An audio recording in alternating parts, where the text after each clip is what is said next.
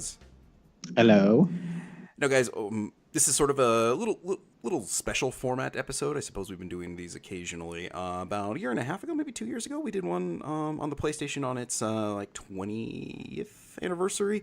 What we're going to do today is a little bit of an oddity because we're going to be memorializing, if you will, the Wii U.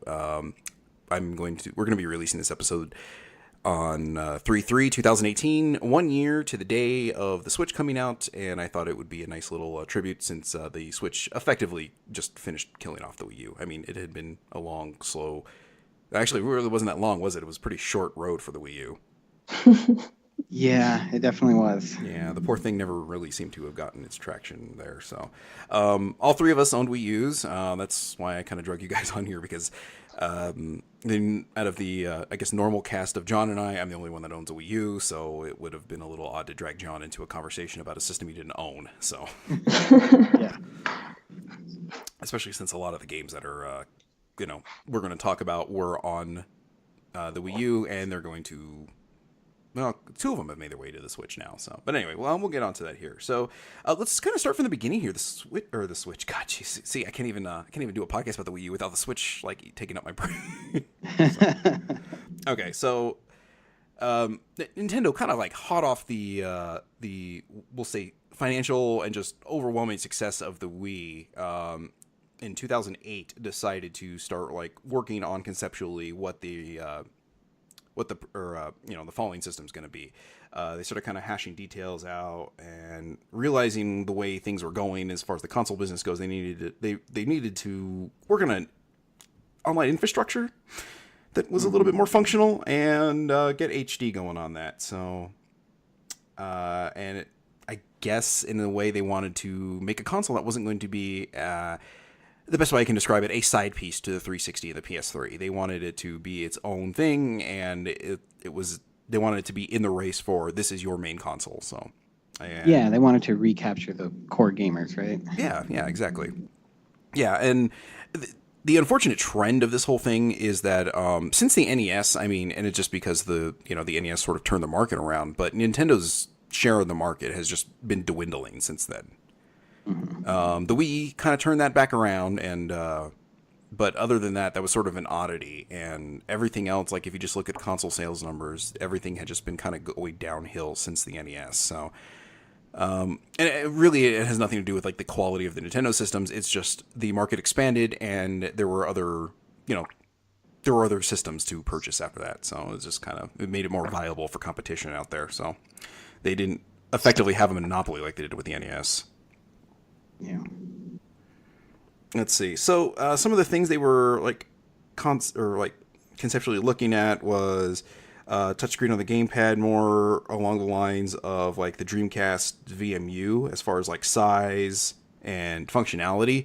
So we're talking maybe just something that was like, for saves or, just real basic stuff. It eventually got expanded out to what we see today as the 6.2 inch touchscreen with dual analog sticks, yammer about all that stuff. So, of course, as all consoles do, it went through a bunch of phases of iterations during its development. But I really think that like VMU thing kind of would have been cool, especially if they had maybe made the tablet a little bit smaller, or just that controller a little bit smaller, because that Pro controller is it's a little too big for my taste. I don't know about you guys.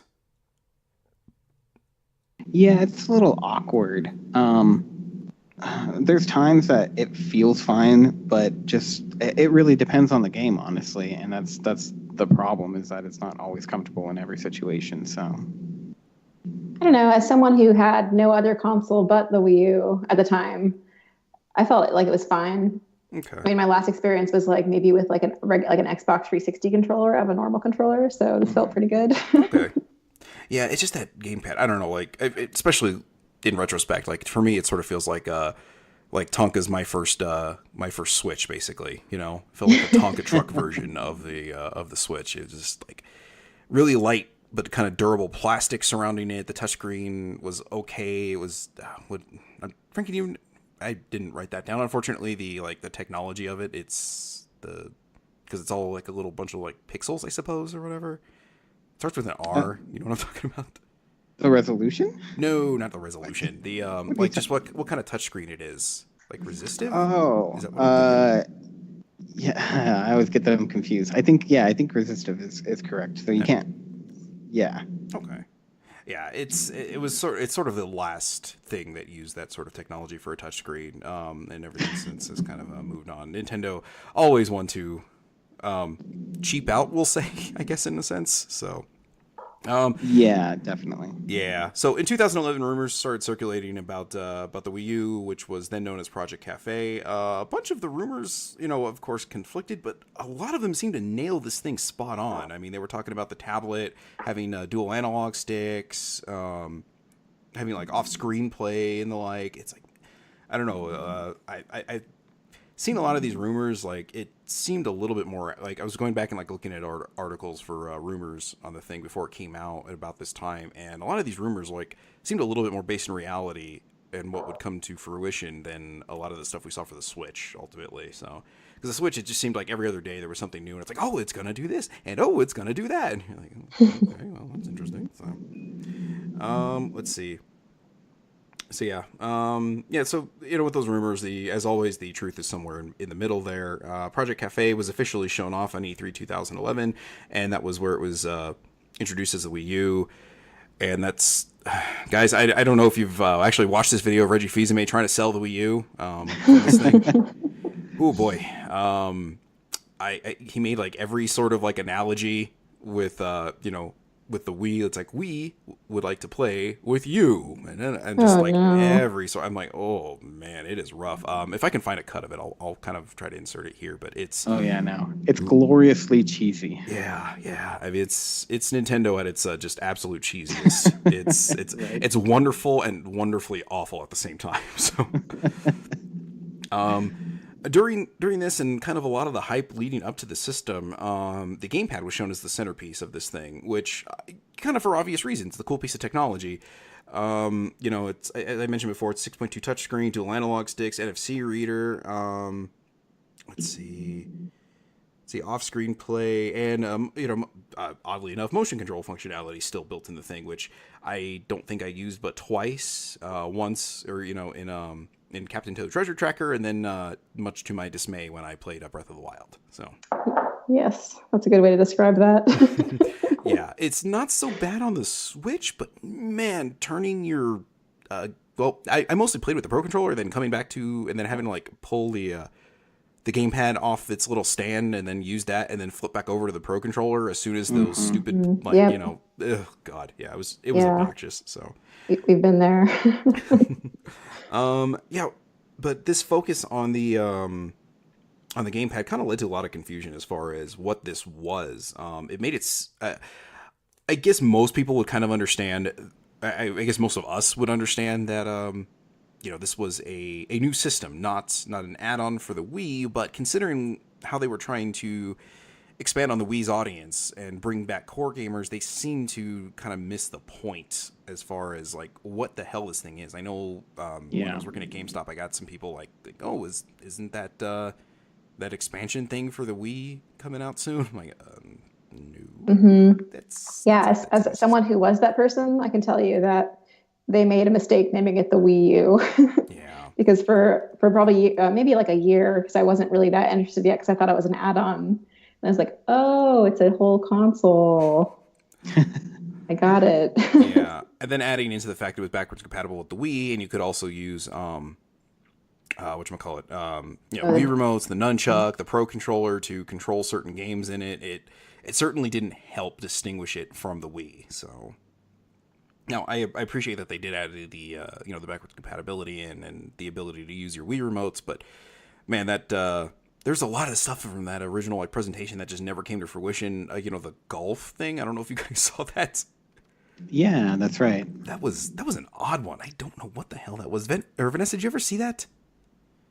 I don't think so. Oh, where he put it on the ground? Yeah, and he's like pretending to like swing a club over it, or God, I don't know what the hell they were trying to show off with that, but it's like, man, I don't want to put a piece of video game equipment with a screen on the floor. It's like, okay.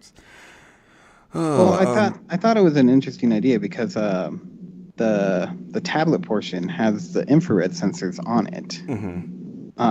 So swinging directly at that screen, you could theoretically put it anywhere to simulate something a little bit better. But yeah, clearly, I mean, I don't think anything ever actually used that in that way. I cannot think of a single thing that ever did that. So yeah, but yeah, putting your tablet down on the ground, which you couldn't even replace. Did they ever? I don't even remember. Were you ever able to buy another Wii U tablet? I don't believe so. I think the only thing you could do is you could send it in basically to get repaired, and maybe they would swap it out with another one. But I mean, yeah, it's just like, yeah, because originally there was this plan where they were going to let you buy a second gamepad, but they didn't want to do that until they saw the need for it. And clearly here we are with the Wii U has ceased production, and that never came to fruition. So clearly they never saw the need for that to happen. So, this was a bit of a weird launch that ended up happening for the Wii U. It actually released in North America first, which I kind of baffled at, I suppose, but it just seemed weird. It came out the 18th of November in 2012 in North America, Australia, and Europe. It came out the 30th of November 2012, and then it came out the 8th of December in 2012 in Japan. So I don't know. Like, you would think like maybe hit your home market first, but we beat them to the punch by about 2 weeks on that. So came in two things, or like two schematics, however you want to word it. I don't know. The basic one was white. Came with 8 gigabytes of storage, the gamepad, and HDMI cable. Which forward thinking of them, at least. The PS3. Vanessa, I'm sure you remember this. Like how hard Sony was pushing. Like what a great HD system it was, and it was $600 and yada yada yada. When we were working at GameStop, and then to find that it came with no HDMI cable. As a matter of fact, not even component cables. It came with just the standard, red, white, and yellow, AV cables. It's like, it's like, so yeah, it's like composite cables. Remember cool. Thanks, guys. Yeah, I remember everybody was excited that in the box there was an HDMI cable. Like, oh my god, finally somebody's done it. Yeah. I think it took what was it, the 360 Elite? I think when that came out, they started putting HDMI cables in that. But I mean, up until then, I don't think HDMI had become sort of the universal thing that it was. So I think like the 2 years prior to that, it wasn't, and once that came out, it sort of was. Because I remember running component cables, I think, for a while on my original. Vanessa, what'd you say? Original 5 360s I went through. Yeah. Yeah. Oh god. Yeah. The joys of working at GameStop at the time, where they weren't really keeping track of serial numbers that much. We would just, as soon as one would break, we would just swap it out with another one. So it's like, oh, there's a used one. Good. Professional. Yeah. I mean, with the amount of money they paid us, that they kind of deserve that. So screw you guys. Let me see. The premium bundle was black, came with 32 gigabytes of storage, came with the gamepad, HDMI. In North America and Europe, it came bundled with Nintendo Land, but not in Japan. And let's see. Oh yeah, gamepad and console stand. And man, I don't know what. I don't think I ever used. Man, I don't even remember that console stand that it came with. But you look at pictures of it, nope, there it is. So. And then I actually use that quite a bit for Nintendo Land and a few other party games. It was useful. The gamepad stand or the console stand? The gamepad stand. See that I have. I'm talking. There's a console stand that was packed in with this thing. Oh, that's right. I did use that when I didn't have a whole lot of space to keep it flat. I did actually use that stand for a while. I actually might have it like that right now. But yeah, it was a weird little stand. I don't know. Yeah, it wasn't as cool as the Wii one, where it sort of brought it up at a diagonal angle and made it look kind of sleek and cool. But yeah, also came bundled with the Wii sensor bar, and originally I don't know how long they ran this thing, but and this is a bit of an oddity that they kind of got rid of pretty quickly. But the Nintendo Network Premium subscription, where they rewarded you for buying games by not giving you these stupid coins that you could buy wallpapers and stuff with like you can do now. It was basically like, hey, you spent this much money. It's kind of like I think Sony does it occasionally, but this was anything you bought digitally, it would like go into a bank, and eventually you could redeem all these points for dollars off of your purchases from the Wii U eShop. So it was kind of cool, and I mean that thing sort of ran its course, and I honestly the only reason I even knew it existed was because I like did what I needed to do to sign up for it, and then I sort of completely forgot about it, and then I started seeing the news articles that they were closing it down. I was like, oh shit, I better check on this thing, see what kind of points I've got. And Did you have any? Yeah, actually I had quite a bit. Come on, Vanessa. You're talking to a guy who just frivolously just throws money at video games that he's never going to play. So yes, I had quite a bit. Let me see. Yeah, and and I honestly I forget how the hell much these things were. I don't think I didn't write the price points down, but man, it doesn't really matter at this point. So, it was like 300 plus for each one. I'm remembering that. So I think like 300 was the basic, and then like 350 or maybe 400 was the regular one, but probably 350. But anyway, it doesn't really matter. The real hero of the Wii U for me was the Pro Controller, which released at the same time. If you haven't seen one of these, it looks very similar to a 360 controller, except the face buttons and the right thumbstick are flipped around there. Man, I got to tell you, I loved that controller. Yeah, me too. I actually still use it for playing on my PC. Oh, is it like Bluetooth? It is Bluetooth. You used to have to do a little bit of hacky stuff, but I think they've fixed that for the most part now.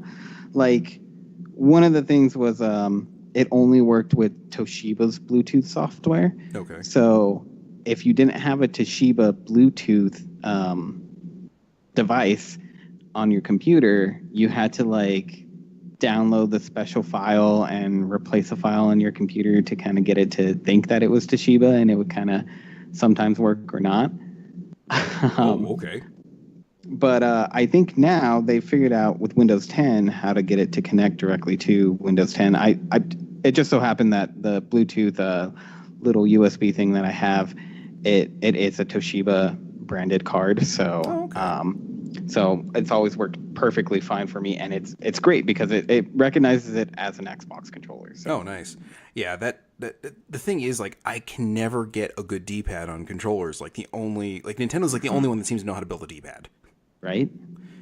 And man, you know what? I might have to go invest in a Pro Controller or another Pro Controller now, just to have that as because I've been using an Xbox One controller, and the D-pad's pretty good on that one, but it's not Nintendo good. You know what I mean? So yeah. Do you still have your Wii U Pro Controller? Oh yeah.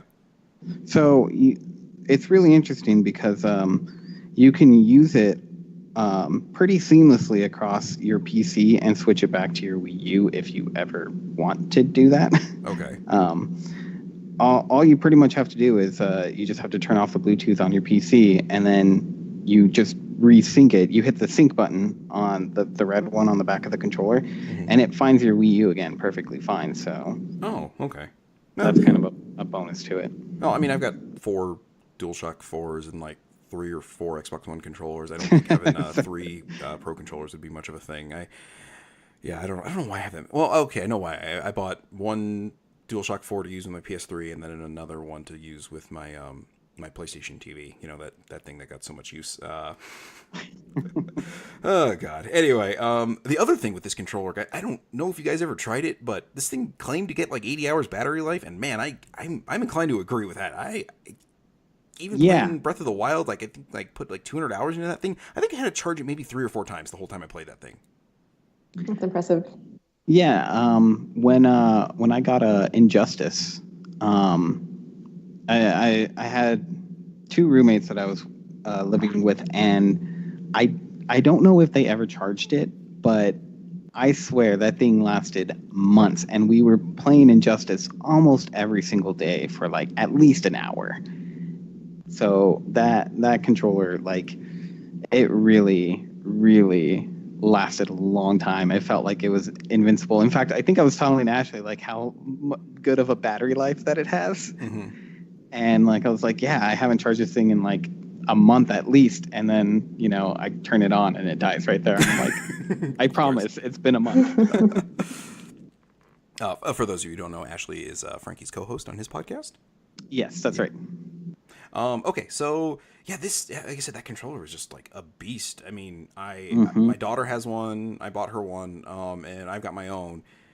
And man, like I said, that controller is just great. And I think that's where I had the problem going with the gamepad when I'd have to There's a few games where you had to play with the gamepad. It would not let you play with a Pro controller. Tokyo Mirage Session was one of them. Vanessa, if you remember, as I think you so eloquently put it when we were talking about it. And then it's about pop stars. Oh yeah. Yeah, that one. That one required the gamepad, and so then it, and then it's on my shelf because I didn't want to play like a 40 to 80 hour RPG on a gamepad. So, Captain Toad Treasure Tracker required it, and like out of the games I've played, I think those are the only ones. I think whatchamacallit, Star Fox Zero required it. Yeah, it did because it had the motion aiming. Woof. Yeah. So, let me see. Third-party support initially seemed very strong, which was very surprising for a Nintendo system. You saw some ports of like older stuff and stuff that seemed confusing to bring over. I could never figure out why they only brought out Mass Effect 3 to the Wii U.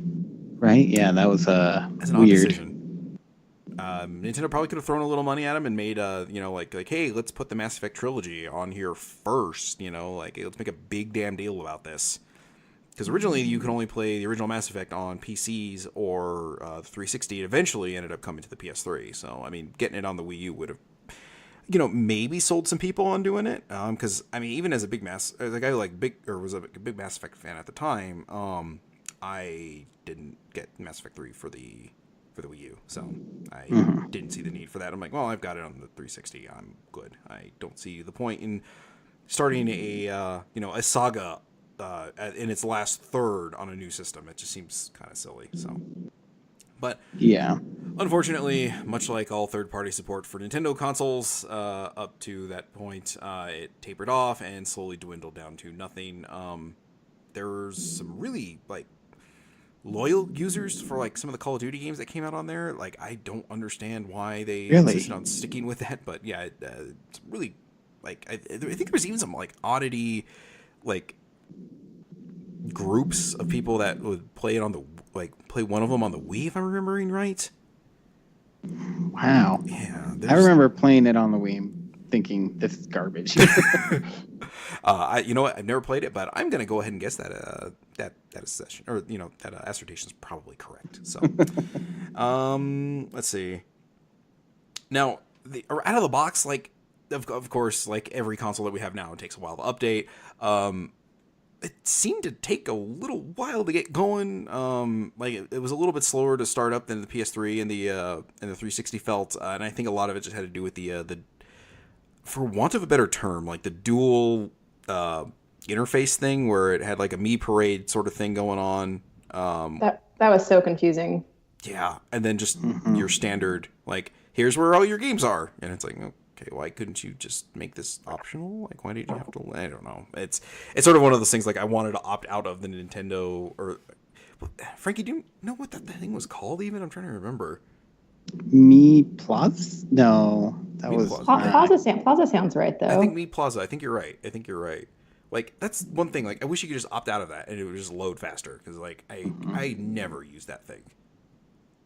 I would just see pictures of hey, here's what I'm playing, and I'm great, cool. It's hey, how do you do this and that? I'm guys, I just really, really want to get to my virtual console games. I really don't care about what you guys are playing. You people I don't know.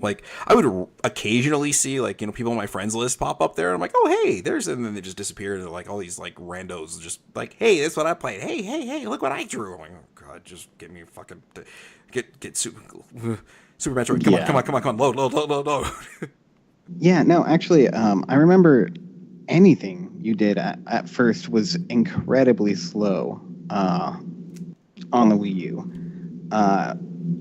Opening up games, I mean, sometimes even in-game, things felt like they chugged along, and it was to a point where it was frustrating, at least for me. It was just this is such a slow console, what is going on?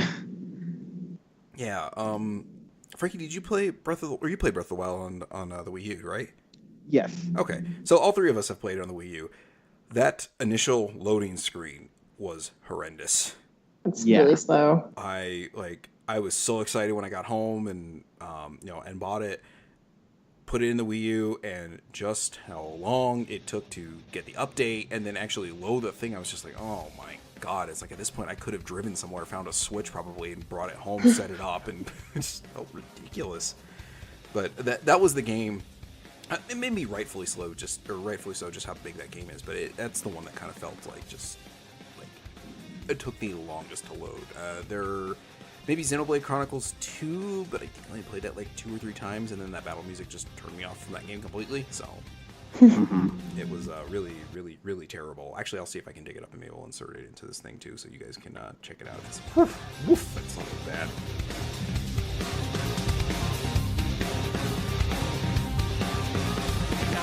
Distant land, we're stuck on a whole different planet. No peace looking at the sky, trouble's always all around. So we stay quick with the guns and cannons, standing as long as you can until we get all dolls up. Then call our bets off, we'll blow the guitar, dealing with lives messed up.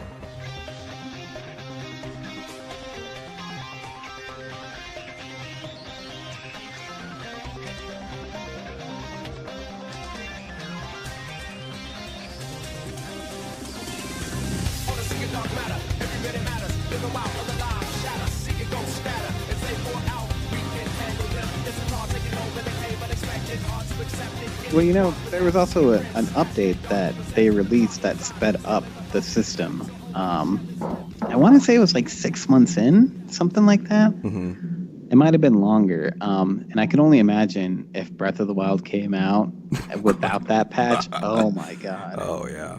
We might still be waiting for it to load. So. Right. It's like, well, I bought a Switch and I've played it on the Switch and I've beaten it on the Switch and it's still loading on the Wii U. Okay, thanks, guys.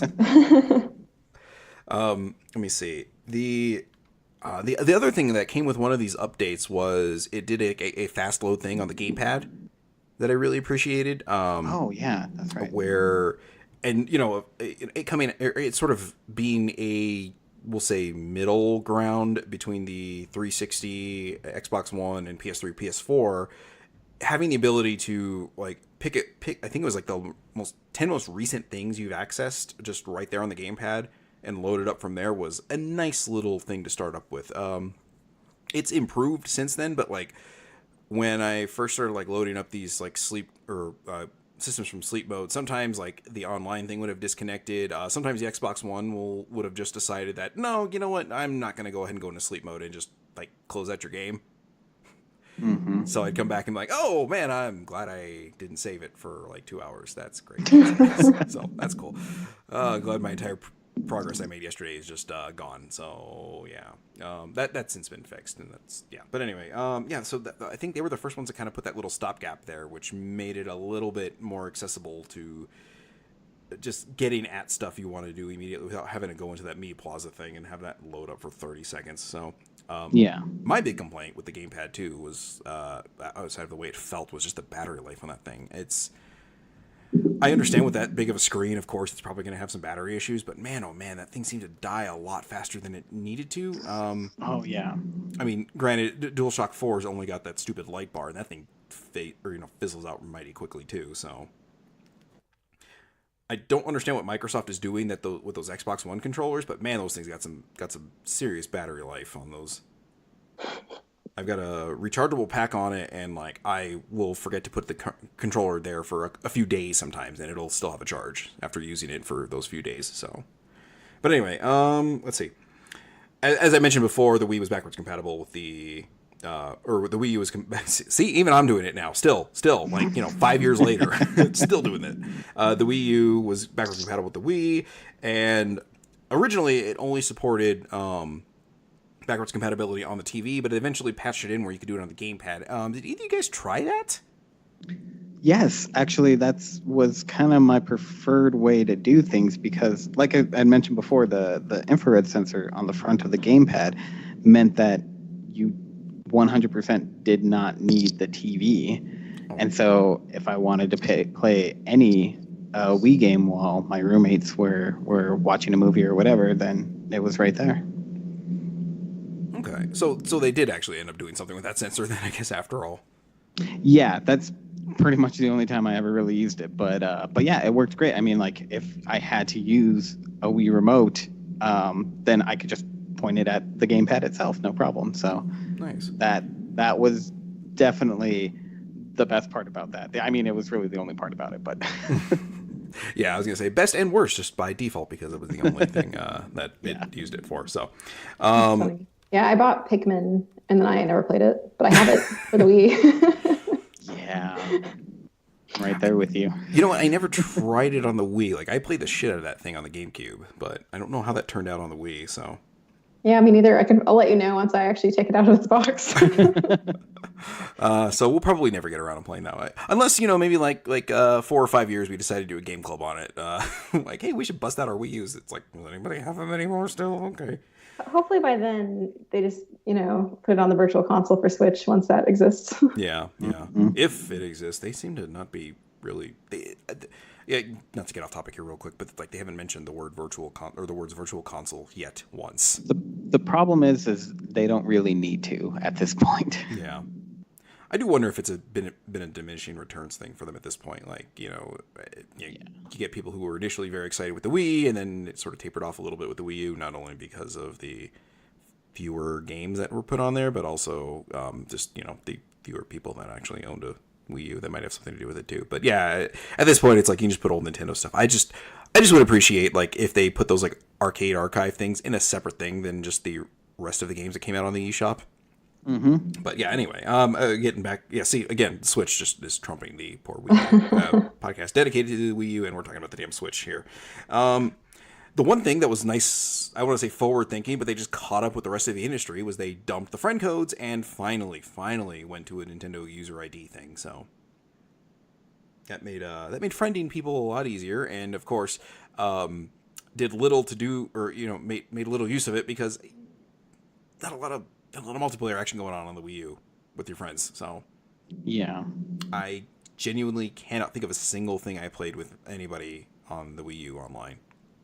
Yeah, I kind of appreciated that because I don't know. I always looked at Nintendo. It was always great to have people together in the same room to play games with, and I mean, as much as that's kind of a detraction as like, oh yeah, they didn't have all these games online, but let's face it. I mean, they're still struggling with the online. So, yeah. I mean. I don't know. It's just good old Nintendo, and just like I said, for everything they do right, they just do something you're like, what? Why? Yeah. This has already been figured out. Why are you trying to do something weird? I don't know. Yeah, I mean, that's what they do though. That's how that's like their innovation card. Like, we strike out 5 times, but every once in a while, get a home run. Yep. Right. Yep. You got to remember, you bat, what is it, like 300 or something like that? I mean, you're considered one of the best of all times in baseball, so that's 1 out of 3 tries, this is the only time you get a hit, and that's considered, Hall of Fame numbers. And in the video game industry, that seems to be what Nintendo does sometimes. Actually, that should be their new tagline: 1 out of 3 hits. 1 out of 3 Hall of Fame numbers, baby. So there was a bunch of weird little stuff with the Wii U. We're kind of nearing the end of this thing that I want to talk about here, and then if you guys have anything else to add in, we'll get to that. But the TV service, man. Oh, that's right. The now defunct in North America, but still rolling along in Japan, surprisingly. This thing was supposed to do sort of what the Xbox One was going to do, integrate, like, if you were looking for a certain show, it would allow you to like figure out with your cable or like dish set-top box, like, okay, this is what channel this is going to be on, and this is what time it's going to be on, making it easier. It was all, I think it did something similar to like the Amazon X-Ray thing for Amazon Video, where it would use IMDb, Rotten Tomatoes, and Wikipedia to like give you like trivia of the movie or show that you're watching at the time, which is kind of cool, but at the same time, it's like I don't want to have the gamepad in my lap while I'm like binge watching Battlestar Galactica or something, So, whereas you just hit a button on your on your Amazon Fire TV or on the Prime Video app, and it's like, okay, well, or the Amazon Video app, and it just brings up all that X-ray stuff. So it's like, okay, well, it's like I don't have to have a separate device for this with this one. So, Yeah, like I said, it's oh, go ahead, go ahead. I checked it out when it first hit the Wii U. I almost said Switch.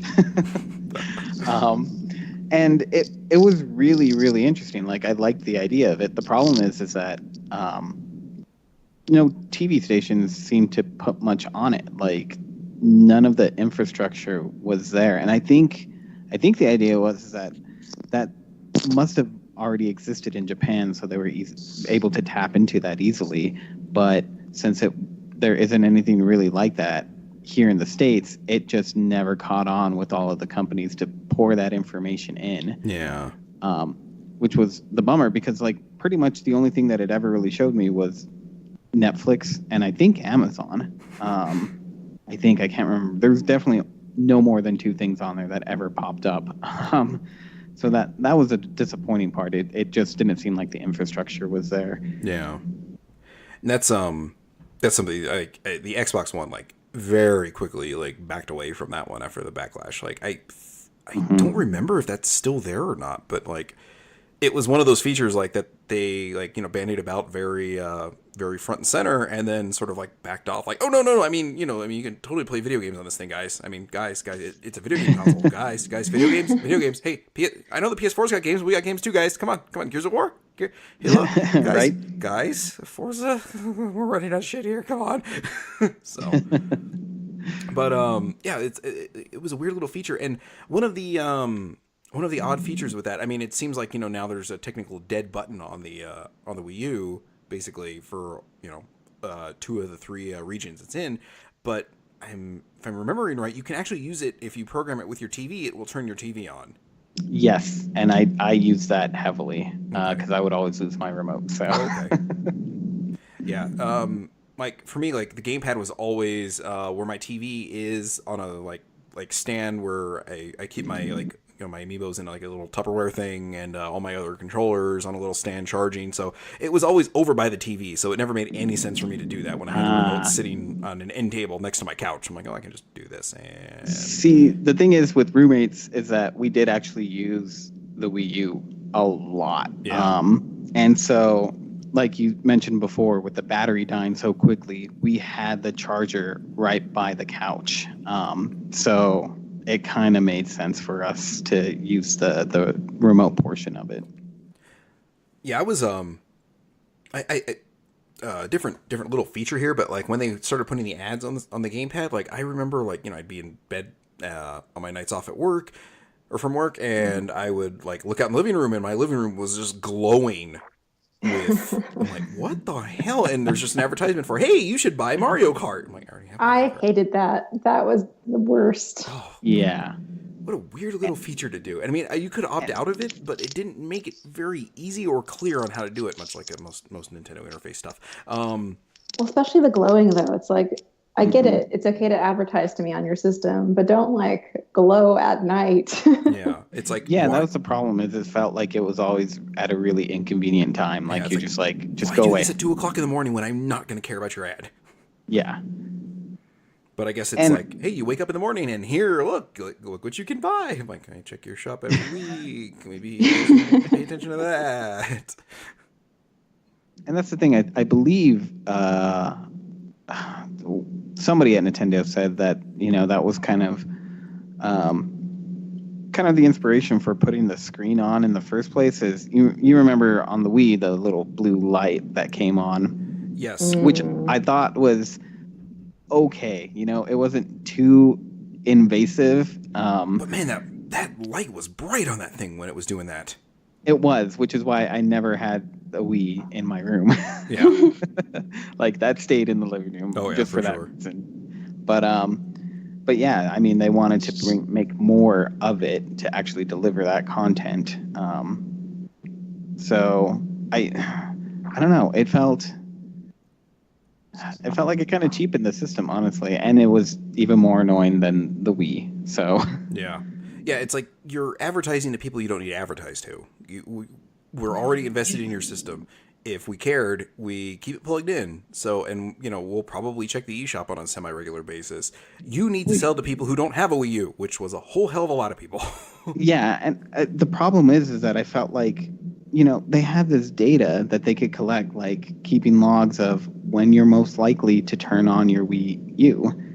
And in that case, maybe 10 minutes before that most likely time, show the ad. Yeah.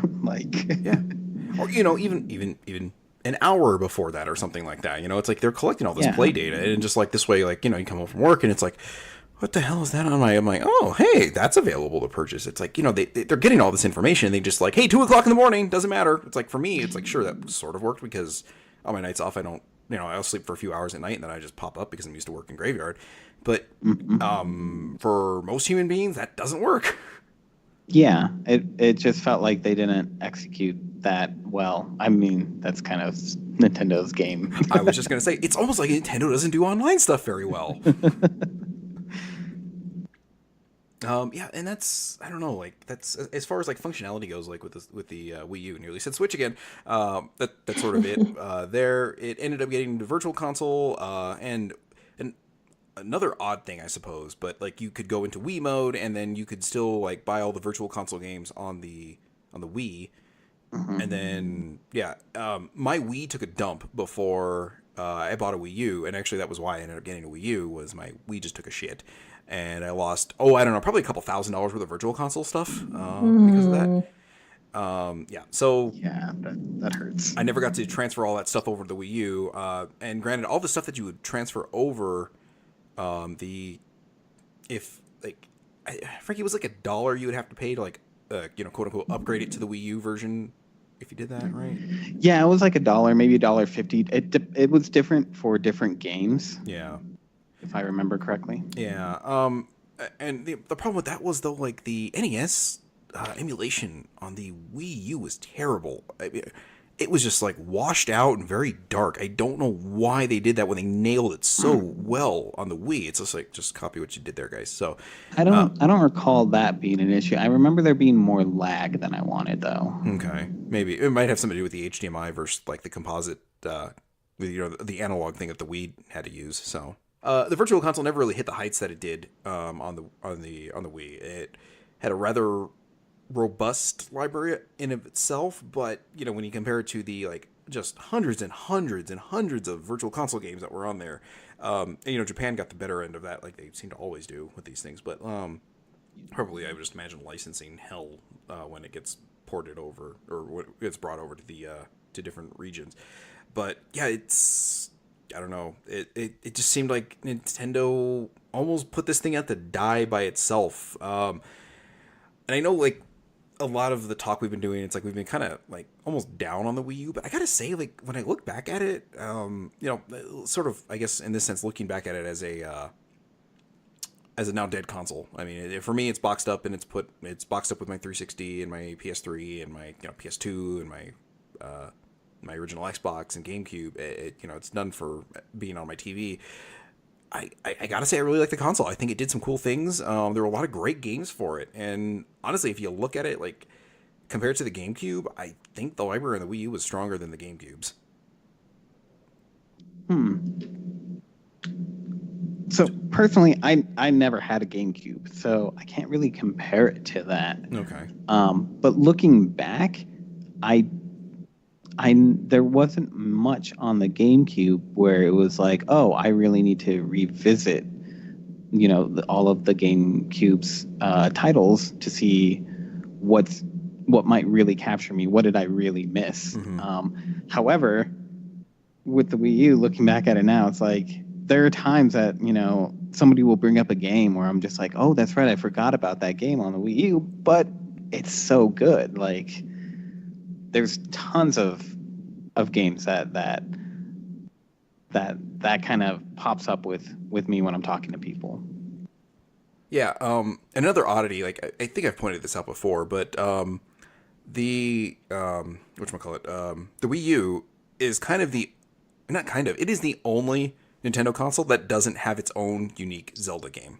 That was their downfall.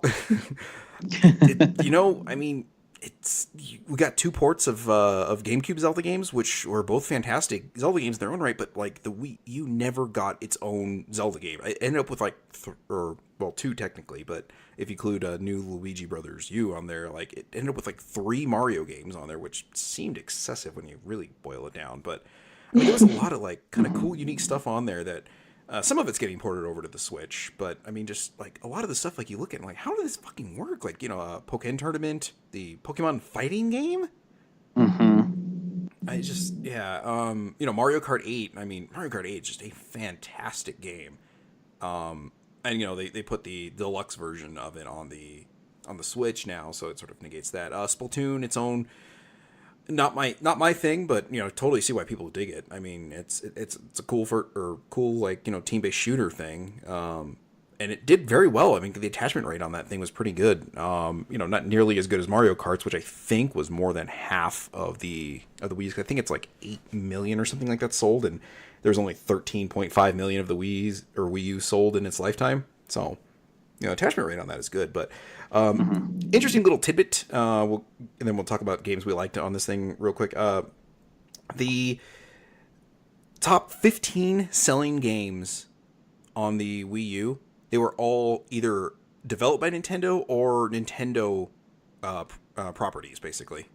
Yeah. Everything there, Nintendo. It's like nobody cracked anything with it. It's just like, oh man, I mean, I don't know. Like I said, it's just this weird thing of like, this was a Nintendo system, plain and simple. I mean, you know, you think of like GameCube as like, oh, it was a little rough, but I mean, there's some like interesting third-party stuff there. But like, I think back of on the Wii U, and it's just like, man, there's not a whole lot to kind of go back to as far as like third-party stuff goes that isn't somewhere else. I mean, there's you know, I guess second-party stuff, if you want to look at it that way, like Xenoblade Chronicles X, that it's not technically second-party, but it's, you know, it's using Nintendo characters. The Tokyo Mirage Sessions, which I don't know, that is a niche game on a we'll say very niche console. So Xenoblade Chronicles was second party too. So, you know, too, I think at this time, the industry started kind of veering away from exclusives. Like, I still feel, I mean, there's plenty of exclusive titles out, but I feel like as time is going on, that's becoming less and less of a thing, especially when it comes to hardware architecture. You know, the systems, you know, Xbox and PlayStation and PCs now, they're so similar to one another that ports are kind of a different game.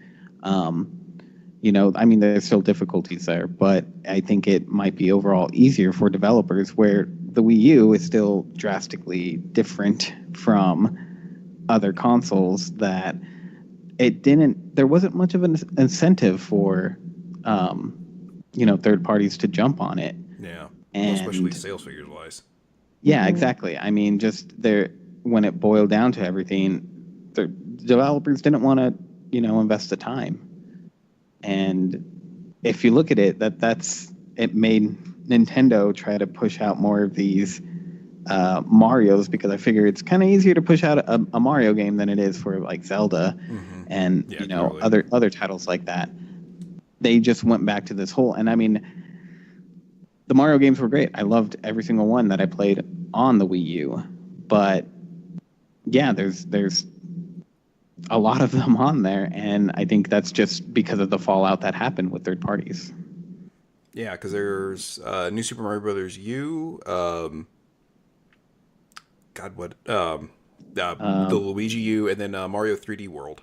Yeah, Mario 3D World. Yeah, I mean, that was a really, really good one. Yeah, great games all, but I mean, I don't know. I mean, now here's the thing, like at, you know, 13.5 million, I would really hesitate to say the Wii U was a failure of a console. It certainly didn't meet, like, you know, sales expectations by any stretch of the imagination, I'm sure. Yeah.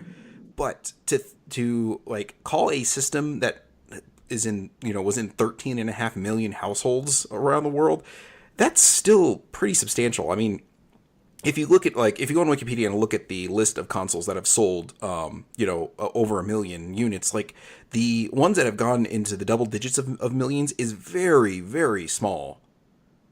I mean, you know, you're talking to, like, you know, all these consoles over the years that have, like, you know, have existed, and then you get into the, well, here's, you know, X amount that have, you know, sold, over 1 million, and then you get into the, well, here's more, or here's the amount that have sold like 10 million or more. That is a very, very small number. So, well, again, it's certainly not what they were probably hoping for, especially after the roaring success of the Wii, just sales figures wise. I don't see the Wii U as a failed console at all. It's the worst selling of all the Nintendo consoles like ever, but I don't see it as a failure in my personal view there. Yeah, I don't know. It's I think it's kind of a tough call because it feels like it's in that right in between state. But the problem is that it was a follow up to the Wii, which just made it look so much worse. Yeah. I mean, and like I mentioned before, like there's just this depreciating numbers of sales for every Nintendo console since the NES. And to have this gigantic spike on the Wii, where it becomes, I think it's like the second best selling console of all time, right behind the PlayStation 2. And then to jump down to, 13.5 million units, where the Switch has already surpassed that in less than a year. Yeah. I mean, that's in its entire lifetime. I mean, granted, again, it had like a 5-year lifespan, it seems like, basically. But just going from that to that, it's like, oh, okay. And I think Nintendo maybe overestimated, like, well, here's all we have to do as far as the Wii, or, a successor to the Wii, basically. Is like, this is all we really have to do is make it HD and then kind of add this cool thing in it. I mean, if they had named it something else, I think that, like you said, I think that would have helped it. Just the even calling it like the Wii 2 or the Super Wii or something like that. The Super Wii. I mean, anything. I mean, Super Wii, I mean, that's just fun to say, Yeah, they should have, I think they would have sold so many more consoles if they just named it better. Yeah. Yeah. And not like hit that gamepad thing so hard. I mean, I understand, like, technology wise, it's a cool little bit of thing to focus in on, but they so rarely ever showed off the Wii U as a system. I mean, even when you go and Google image Wii U, there are a lot of pictures where the console isn't even in there. It is just the gamepad. So it's like, okay. I mean, so even then, the system's dead, and that messaging is still kind of out there where it's like, well, the gamepad was the main thing about this thing. I mean, you'll look at, like I said, you'll look at the Wii, and it had that little stand, and it did the little glow blue thing or whatever, and it looked like cool and sleek and simple. And then you look at the Wii U, and it's just this long rectangular with rounded edges thing. It's just very generic and bland looking. It did not look or have a Nintendo touch to it when it comes to the design of it. I'll even say that with the Switch, as cool of an idea as the Switch is, it's a pretty bland looking system. It's literally just a small iPad with a couple of controller things on the side. Yeah. So I mean, that's all it needs. Yeah. I mean, yeah. It's my only complaint with it has been when I play it in bed, it's a little heavy, but other than that, the Switch has been a great little thing to step up to. So anyway, let's wrap this up here. Let's talk about some of the games that we want to go over. Vanessa, why don't you start us off with a game you want to recommend? Ooh, a game for the Switch that I want to recommend. That's hard because I bought my Switch way too late. I bought it in 2017 when I should have just bought. Oh, sorry. I bought my Wii U in 2017 when I should have just bought a Switch. So obviously Breath of the Wild was the reason I bought it. And I don't know why. I should have consulted you first, Jason, as always. Well, there's a good back catalog that you can always go back to too. I mean, Wind Waker HD is marvelous.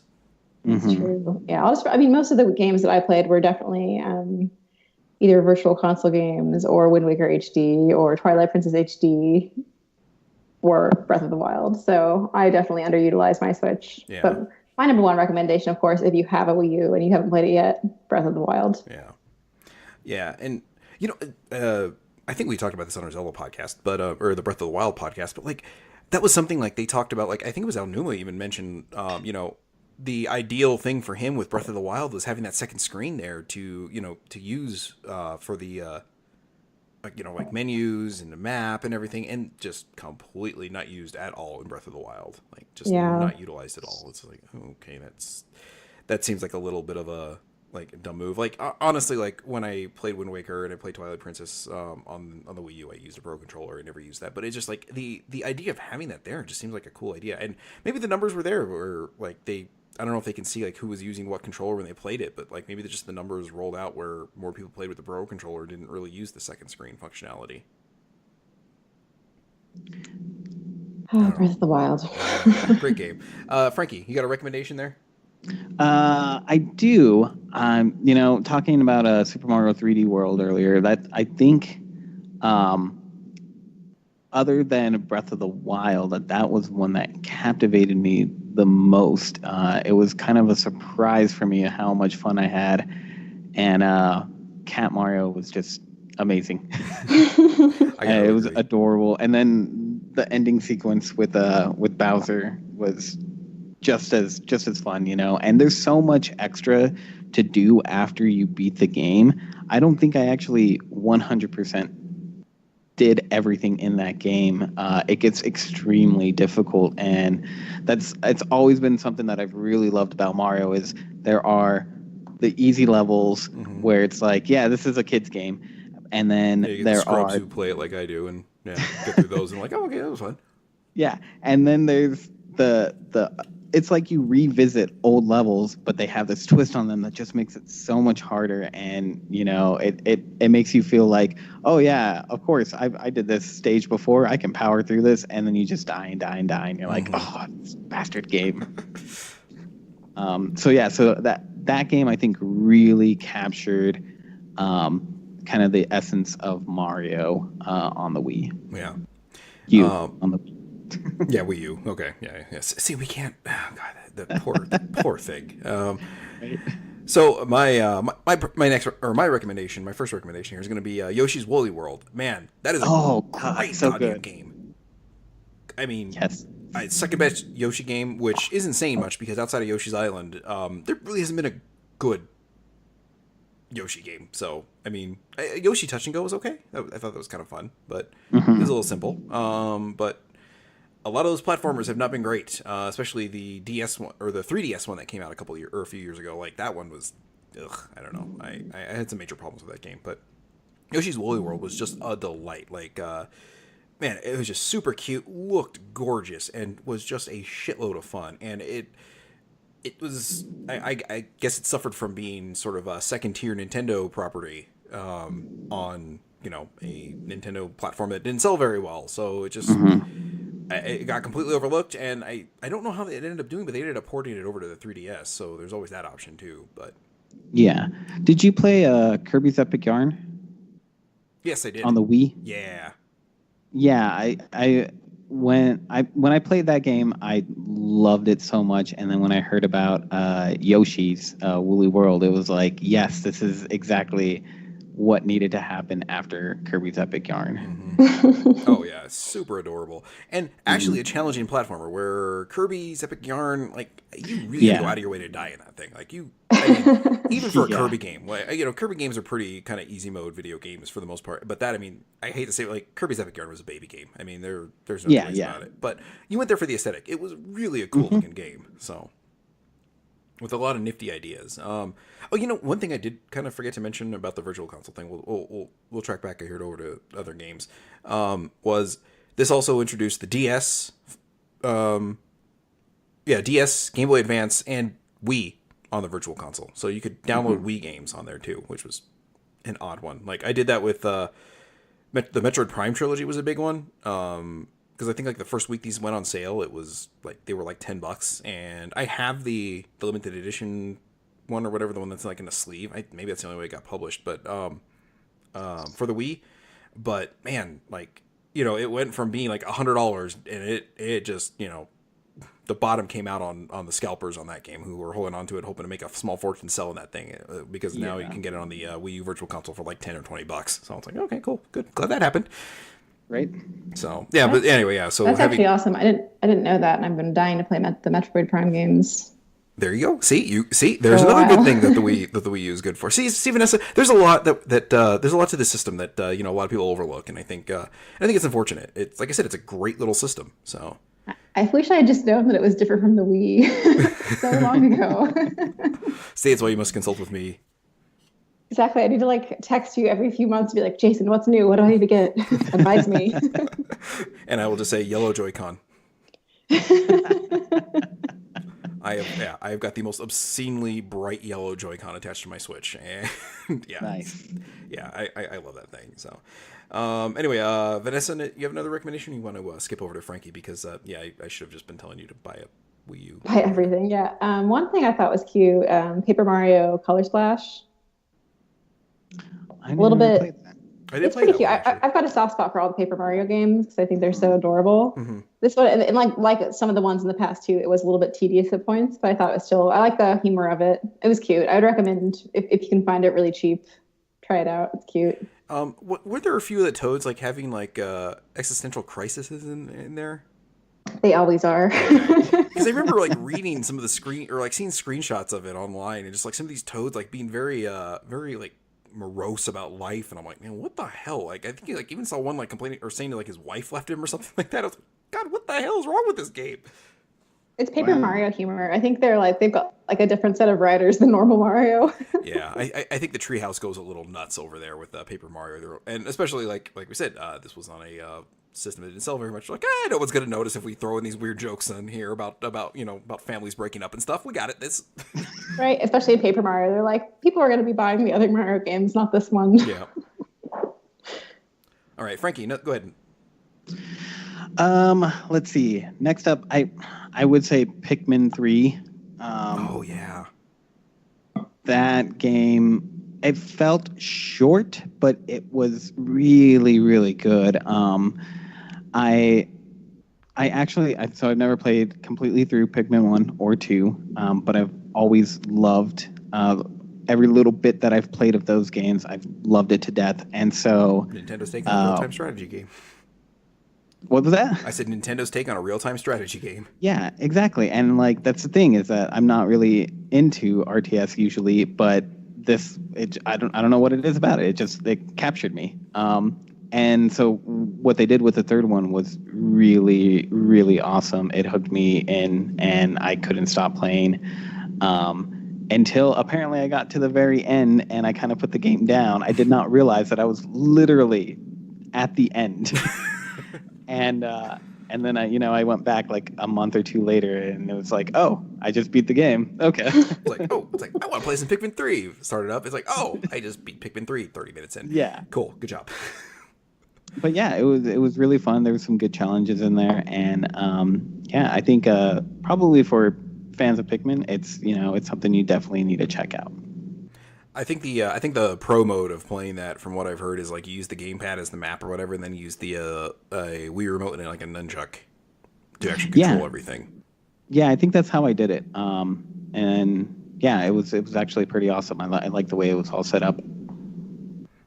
Yeah, that was something they patched in later, I think. Like they added a couple like modes of control, I think, further down the line after the game came out. So, and then there's like those Pikmin shorts that are in there. You can get them on the 3DS, but they were available on the Wii U eShop too. But those are pretty cute. I mean, just Pikmin in general is I don't know. I mean, I guess technically there's only 4 games in the series. There's that one that just came out for the 3DS. I mean, personally, I think they're swinging 3 for 4 on that. I mean, that Hey Pikmin's not great, but the 3 Pikmin games and Pikmin 1 and 2 are they got that new play mode that got put on on the Wii. So technically, you can play all 3 good Pikmin games on the Wii U. So, which I think is a nifty little thing. It is. So my next recommendation, I did not finish this game. And I really want to go back to it and finish it, but I'm kind of holding out hope that they're going to put it on the Switch, was Captain Toad Treasure Tracker. Man, I love that game. I am not a big like puzzle platformer guy, but oh man, just the aesthetics and just like how like what a chicken shit Captain Toad is. I love that game. Like Vanessa, I don't know if you've seen this, but he hops, I'd say like, he does the sort of like, he's got the same thing of like in Mario 3D World as far as like exploration goes, but he jumps maybe, I don't know, Franky, what would you say, like an inch off the ground maybe? I haven't played it, but I think what I remember from what was the other one he was in? Was it in I think it was Mario 3D 3D? Yeah. Yeah, the jump is worthless. Yeah. Basically, there's a mode in 3D World. Vanessa, did you play 3D World? I did play 3D World. Okay, yeah. So basically, take those Captain Toad levels and then just expand them out to a full game. Mm-hmm. And that's cute. it's adorable. I mean, I loved that game, and like I said, my only complaint with that game was having to use the damn gamepad. If I did not have to use the gamepad, I would have like plowed through that game in like 2 or 3 days probably. I loved it, but that gamepad just always turned me off. What was their reason for making, or could you find a reason for making you use the gamepad, or they're just like, we're making you use the gamepad for no reason? Basically to like rotate the world, which you couldn't have just like, hold down a trigger and then use the right analog stick to spin it. I mean, it could have just done that. Yeah, but yeah. It was a pretty arbitrary reason. Like literally, like I'm trying to remember. Like I think you just used like the touchscreen to spin the world, and then it would spin on the TV screen. I'm like, guys, you could have literally just did this with like a button prompt of some sort. It's like, yep. Okay. I think it was just a way of trying to make you use the gamepad. So, Vanessa, shall we skip you on this round then? Yeah, you can skip me from here on out. That's all the things. Okay, Franky, give me another recommendation here. I mean, we can say Mario Kart and Super Smash Brothers all day, but Well, okay, so this one might be a little contentious for some people. Okay. I super loved Nintendo Land. If you have people that you can play with. No, if you have people that you can play in person with, preferably at least 2 other people, the more the merrier with this game, then it is a really fun game to pick up and just have a little party game with. The different modes of everything. I don't know, I had so much fun doing the whole haunted Luigi's Mansion thing, searching for the ghost, or the more Zelda-oriented one where, you're going through these little adventure worlds. And there's, like, secrets that you can collect in that game as well, that little mini-game. There's all the different mini-games. They're great to play, even if it's just, 1 or 2 times of each, passing it around, who's the special character.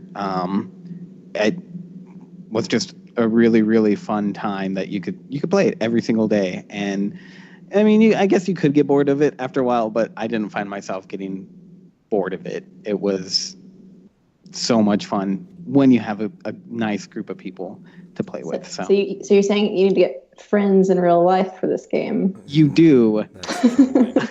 That's hard. That's hard for the rest of us. It's very difficult. I mean, like now, I don't buy many party games because I live by myself, but and I don't have people over very often. But yeah, I mean, if you are somebody that does have people over and you have a Wii U, I think it's totally worth it. Hey, Franky, ask me who outside of you is the most recent person I've hung out with, like in real life. Who would that be? Nobody. When I went over to your apartment, like, what was that, like 2 months ago? Yeah, something like that. That was the last time I went over, or like I hung out with anybody else. So it gives you an idea of like how antisocial I am sometimes. That's perfectly fine. Right now, pretty much the only people I hang out with are for podcasting. So otherwise, it's all online. Yeah. And most of the people I hang out with doing podcasts is online because, yeah. With my new setup here, it makes it a little hard. You would literally have to be sitting on my nightstand against the wall, basically. Yeah, sounds comfortable. Yeah. Oh, yeah. Terribly. I mean, even me like leaning my chair to the left a little bit. So, because I realized my microphone was picking up a little bit of the Mac actually making computer noises as it was whirring around in the background, very, very slightly. Probably, I would bet nobody really noticed, but it was something I was noticing. So I moved it over to my nightstand, and so I'm sort of like leaning, looking at the computer's monitor and talking into it. But I'm like at we'll say close to a 45-degree angle, leaning towards the mic as I'm doing this. So. Mm-hmm. Not terribly comfortable, but in a pinch I could always just turn it anyway. So my next recommendation here would actually be NES Remix 1 and 2. Ah, yes. Those just like real like fun little kind of like WarioWare. I guess that's the best way I can describe it, is like WarioWare micro game esque type things for just NES titles, and it actually made Kid Icarus fun. A feat in of itself. That is one of those games that I think a ton of people had nostalgia for, and then they put it on Virtual Console, made it available for people to play, and you're like, oh man, this game actually wasn't that fun. I just remember putting that code in it to do the last level, where it just became a shoot 'em up basically. Yeah, that is my opinion. But yeah, NES Remix is a cool little thing. Vanessa, I'm going to go ahead and assume you haven't tried that one. No, I haven't. That sounds fun though. I loved WarioWare. You should totally get this, because it just basically like gives you like little goals to do in a bunch of NES games. So it's a lot of fun, and I think you can get both of them on the 3DS too if you wanted to do that. So I'll have to check it out.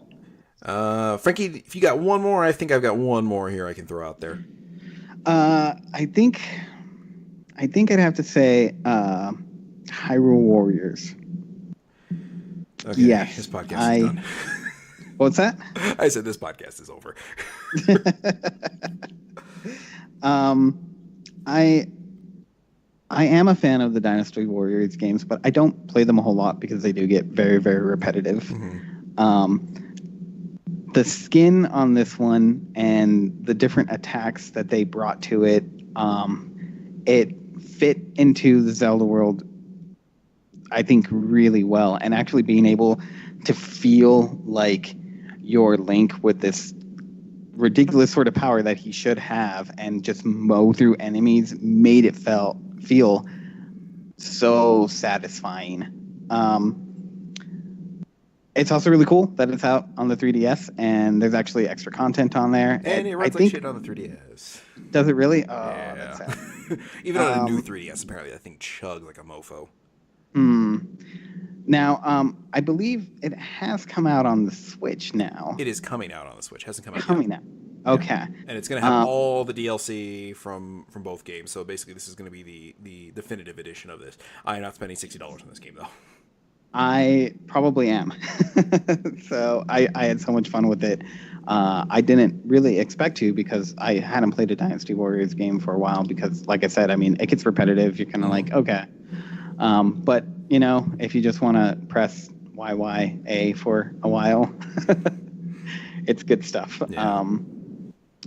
So, yeah, and I think actually what's really fun about it is any multiplayer aspect. If you can play with somebody with it, it makes it a little bit more interesting. Yeah. The only problem is, I think, with the multiplayer thing, one of you has to be on the gamepad, right? Yeah. That's my problem. I hate the gamepad. Oh, yeah, no. I mean, every time it would be like, okay, I'll take the gamepad, because, you know, nobody wanted to use it. And that was the only way I can convince anybody to use it.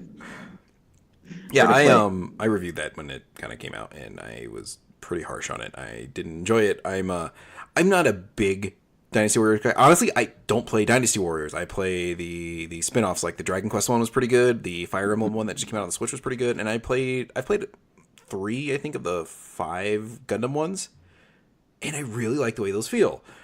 Mm-hmm. I did not like Hyrule Warriors at all. Like, it turned me off so bad. I was just like struggling getting through it. I'm like, hey, let's take out the puzzle elements of Zelda, which are kind of interesting, and the one-on-one precarious combat that Link goes through that actually makes combat interesting in Zelda.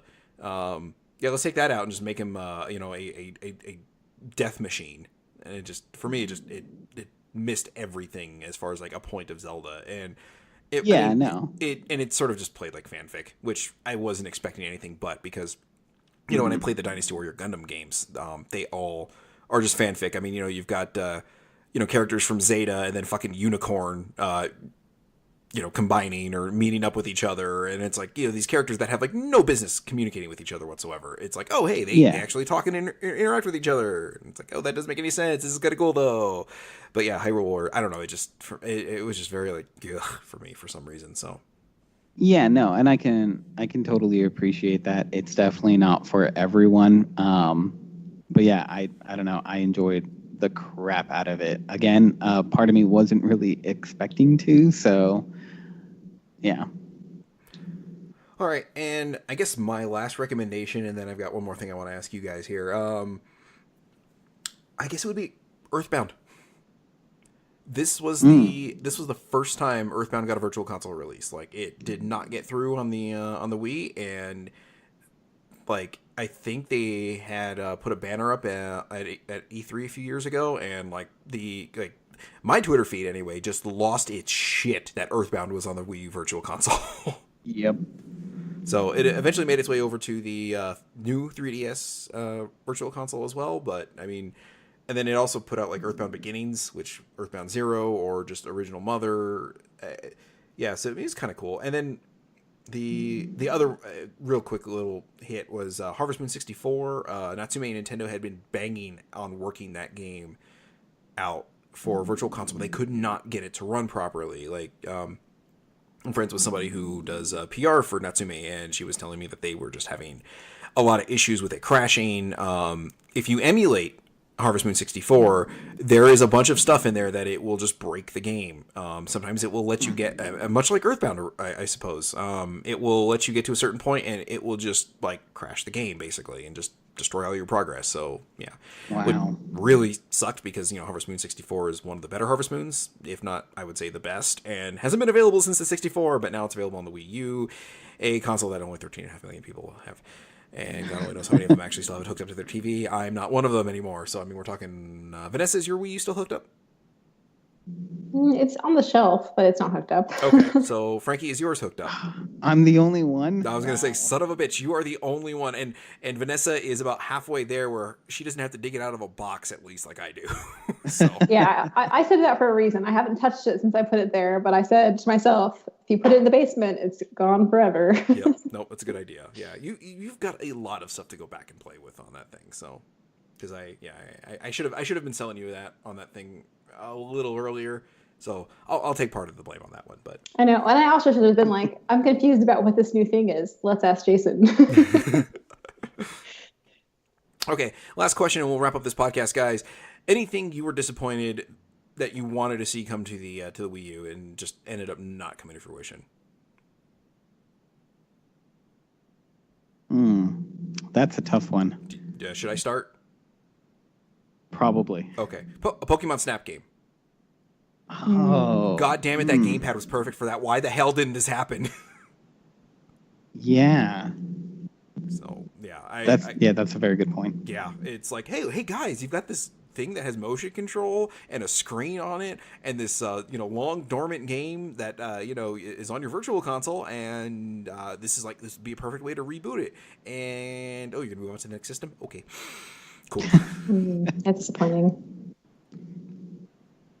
Yeah, I feel like they maybe had something in the works. I feel like, honestly, with this system, they were listening a lot to feedback because they needed something to try to sell more. And, I mean, you saw things happen with the system that felt like they were trying to address people's concerns. And so I feel like that was something that people clamored for a lot. And maybe the reason why it didn't happen is because by the time that they were probably starting to really look at it, they had decided, all right, it's time to move on. Or Pokemon Go happened at that point, maybe. Yeah. If Pokemon Go killed a Pokemon Snap sequel, I'm gonna be pissed. I'm not gonna delete it off my phone. I still play it every fucking day, but I'm still gonna be pissed. I'm gonna look at that app and like, you did this, you bastard. Ooh, look, a Pidgey. Right. Okay. Anything else you guys, or did you guys come up with anything while it was stalling out for you? Oh, sorry. No, you go ahead, Vanessa. Mine will be short because I'm just mostly disappointed that I didn't even know it was a thing. So I had no expectations of the system. It's like, my disappointment is the fact that you guys didn't market this thing better. Exactly. I've been playing it for years.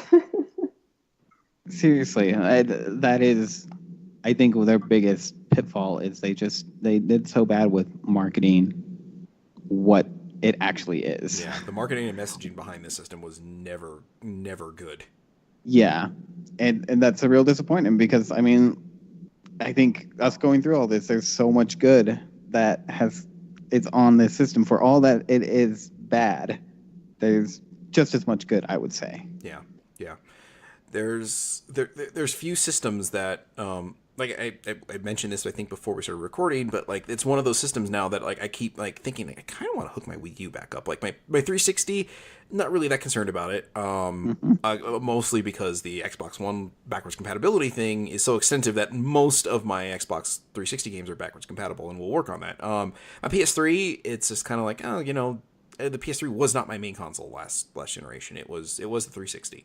And so the library is a little thin there, and a lot of the stuff that you know, was exclusive, I can't really think of anything off the top of my head that I'm like, oh, that was exclusive and I can't play it on any other system. Like some of the games that I wanted to play on there, you know, they either have like Vita ports or they've been, you know, remastered onto the PS4. So it's like, okay, I don't really, you know, PS3 is a weird stopgap for me. Where if I might get a lot of flack for this, but man, if I was going to pick between the PS3 and the Wii U as a secondary console, I'd go Wii U. I mean, honestly, like maybe even like if I had to get rid of one of those and I could never play the exclusives on those consoles again, I would get rid of the PS3. Like the PS3 would just I would just burn that from existence and keep my Wii U, because most of the stuff that's good on the PS3 is also on PC and the 360 or even the Vita to an odder point. So it's true. Yeah, it's weird. I don't know. I don't know if like I've really ever come across as a Nintendo fanboy. I love Nintendo, but boy, am I critical of Nintendo when they're doing Nintendo. Yeah, when Nintendo does them, man, I'm like, what the fuck are you doing? You're doing yourself. Like you're doing yourself, all right. And Yep. you know, if you can get explicit with, or you know, expletive written as you can with that, then that's kind of the way I feel about them sometimes. But I really like I said, like I would think of like in the last couple of years, like I've thought about the Wii U as kind of like, oh, this console was a failure and didn't do very well. Then I go back and look at the library of the stuff that's on the Wii U, and I'm like, man, this is actually a pretty goddamn good console with a lot of good games. I'm hoping that they bring a lot of this stuff over to the Switch to give it a second chance at life. But yeah, me too. But man, at the same time, it would sort of like I want to say almost cheapen the memory of the Wii U, sort of the Nintendo console that I think time is going to forget here. It's going to move off into this weird, like, I don't know, just ether of like, oh yeah, that was a thing. Yeah. I don't know. I think the GameCube sort of had a lot of, like, I don't know. It was quirky, I guess, enough that people can look back at it like, man, this console was weird. And just, it was a lunchbox with a handle and a weird goddamn controller, you know. And well, so actually, this kind of leads into the thing that I wish they would have done. So the big selling point of this console, I don't feel they capitalized on even. You know, even Nintendo themselves, like so many third-party games didn't have the ability to play on just the screen, just the tablet. Just the gamepad, yeah. Yeah. And there are plenty of Nintendo games where it was like, why can't I do that? Yeah, it doesn't make any sense. Why can't I just play on it? And it seems like that should be primary. Every game should have been able to do that, and I think it would have helped. I mean, that's the number one complaint that I heard from people is if a game didn't support that, then it was just another frustration. Yeah. And every game should have been able to do that. Yeah, I don't understand why they couldn't. I mean, the only thing because even like Twilight Princess and Wind Waker, like you could do that, and you know, you just lost the second screen functionality, but you could always like, yeah, it's like pretty much, I think every Nintendo game you could play off screen. You know, I did just think of another game that you sort of you got steamrolled into using the gamepad. Like if you did multiplayer, was a Pokken Tournament. Like I don't understand like why I needed somebody to use that. I mean, that controller, that thing is not conducive to fighting games. So yeah, that's true. But yeah. Anyway, you guys have anything else you want to add, or I think we're about done here. Just say farewell, Wii U. It's been good. Maybe I'll go hook mine up and download some video games. Yeah, now that we've kind of like, hey, Vanessa, this is there. You're like, what? This is all now that I've written my list of recommended games, I'm gonna go buy Woolly World. Yeah, Woolly World, great. Yeah. And NES Remix, like for me, like NES Remix, I think that collection's like $20. Like that's for me, that's just a duh. Just make that happen. And you can also get let me see. I've been trying to think like Wii Virtual Console stuff. The last one that came out was Rayman Raven Rabbids like last year, I think. But like both Mario Galaxies are on there. The Wii Punch Out is on there. I'm trying to think. You said Metroid Prime trilogy is on there, and I can't think of anything else that's on there. But yeah, there's a lot of big, just like oddball stuff that you wouldn't think would be on there, and they're like, hey, let's just go ahead and put this out there. It's cool. There's also like the oddball games out there, like Devil's Third, that was just terrible. Oh yeah, I forgot about that. I mean, they shut off like the online servers like within months, and then I remember seeing some people online like, hey, I bought a copy of this game, because it's rare. They only got one printing, and now it's worth like $100. And then they did a second printing of it, and it just diminished the value immediately. And I was like, good. Bad games should not have value like that just because they were low print runs. Sorry. So, right. But anyway, I think that'll wrap that up. So yeah, recommendation here: if you have a Wii U, hook it up sometime soon. Just go back and give it a second look, and just kind of think like, console is pretty good. I was gonna say pretty okay, but it's pretty good, and I'd go more on the good side than okay. And if you could find it on the cheap, then check it out. Weigh what it could be worth, because there's definitely some gold that you can find there. So. Yeah. It ceased production in January of 2017, so they are going to be a little harder to come by, especially since they didn't sell particularly well. So I think this is going to be one of those consoles that I might pick up a second one eventually, just to have in case, because NES and Super NES, those things are a dime a dozen still. But there's a lot of things going on there with that. So well, what was funny with one of my friends, he was considering getting a Switch for Breath of the Wild. But he didn't have a Wii U either, so he was thinking, you know what, I'll just go and, maybe get that instead. And the prices on them were very, very close to the price of a Switch at that time. And made the same mistake I made. Yeah. And so, it was, I don't know if the prices are still like that, but I don't know if I'd pay $300 for it, so...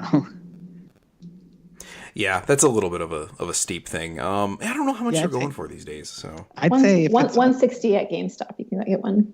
Wow, that's still 160? Good. Yeah, I used 32 gig. Oh, that's for me. That's a dud. Go for that. That's a good price. Yeah, that's pretty good. Yeah, yeah, I would recommend that. And get yourself a Pro controller while you're at it, because man, that's a. Yeah, I gotta say, like, now that I know that I can use that on my laptop, guess what I'm gonna do. Yeah, actually, I think I might go buy myself a new Pro controller now, because man, that controller is just fantastic. Like, oh God, it's like the Pro controller on the Switch, like it's too heavy. I don't like it. The D-pad doesn't feel right. That D-pad on the Wii Pro controller is just perfect. I love it. Yep. So anyway, tip to anybody who is looking at doing that. I guess it's pronounced ASIO. It's AZIO Bluetooth USB adapter. That is a Toshiba Bluetooth adapter. So, yeah, that might be the one that you want to get. Okay, you can find it on Amazon. Cool. I will look that up. So, all right. So I guess we'll just do the plug thing real quick here. Our personal Twitters, you can follow me at Jason Arriola, Franky or Franky1029, correct? Mm-hmm. And Vanessa, you are Vicarious Rock. Yep. All right.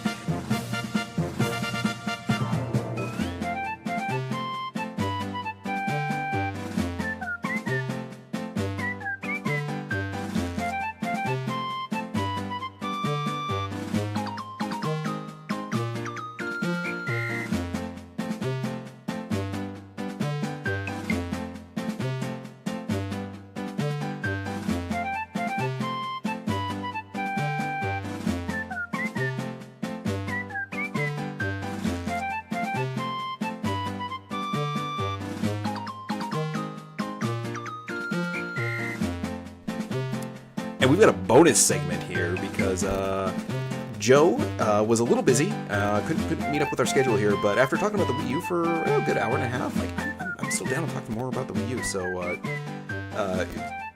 you've been on the podcast before, Joe. We've done a couple game clubs with us, so I wanted to reach out and touch base with you because you're one of the few people I know that actually owned a Wii U and played the damn thing a bit. So I thought, like, oh, good excuse to get you on. So basically, like, the short of what we did was sort of run down the the development cycle of the Wii and its like what it or the Wii U up to its launch.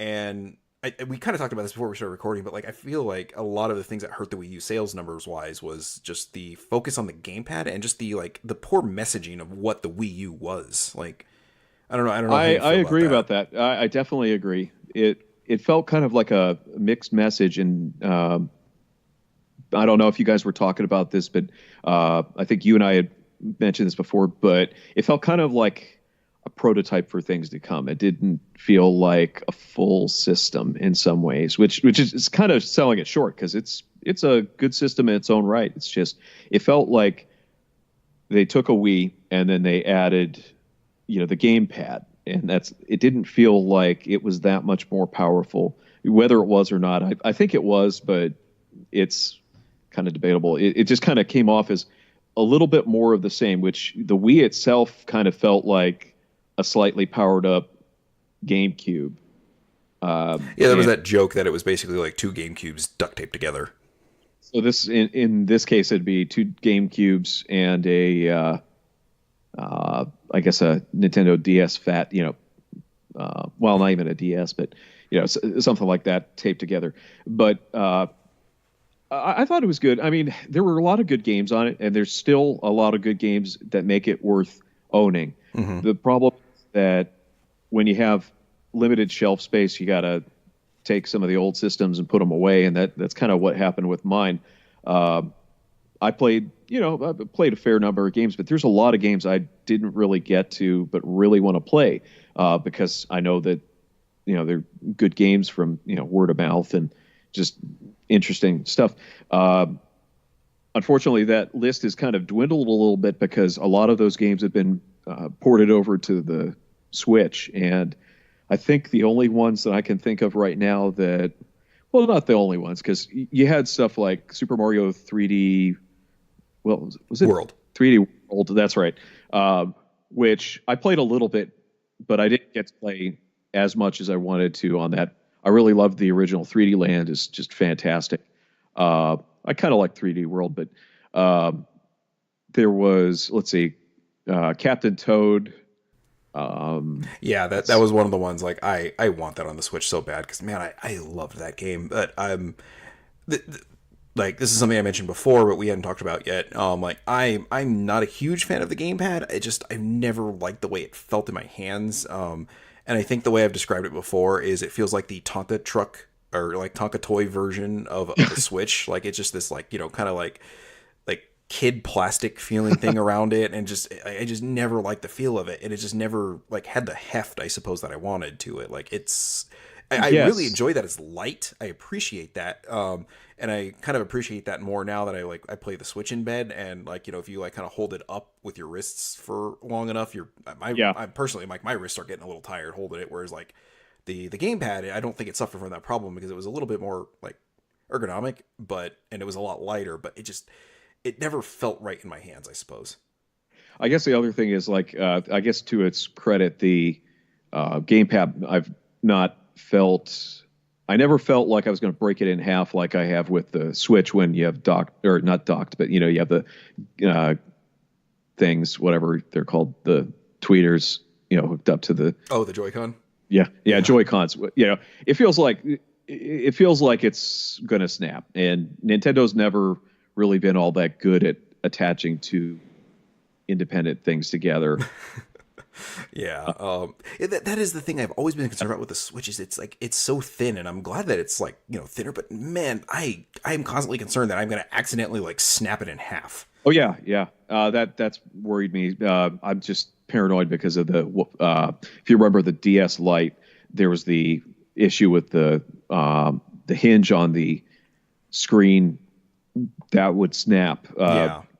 And I know that it kind of stopped doing it like in the later revisions, but it was, something I was always scared about. And it feels kind of like that with the Switch, but it was such a weird design. Like you said, it was just really unwieldy. It felt really puffy, like it got stung by a bee and swelled up because it didn't feel like, because it was super light, like you said, compared to the actual like space that it took up. So But I mean, it felt solid enough. It's just the problem is that it didn't really feel as comfortable of a controller as it could have been. And I don't know, that was something I didn't always like using that. The other thing is I just get pissed off because I'd lose the stylus whenever I needed it or something like that. It's like, oh crap, I forgot to put that back in. I've got a confession to make. I think I owned that thing for like 2 years before I realized it had a stylus. Oh, no, I was like, man, this is a pain in the ass. And I was like, what is this little? I pulled out, I was like, there's a fucking stylus in this thing. Holy shit! No, see, I would. I only knew about it because I would, do the, obscene drawings and stuff for things. But then, I had to be careful, not to get in trouble. Yeah. But Nintendo's watching your back.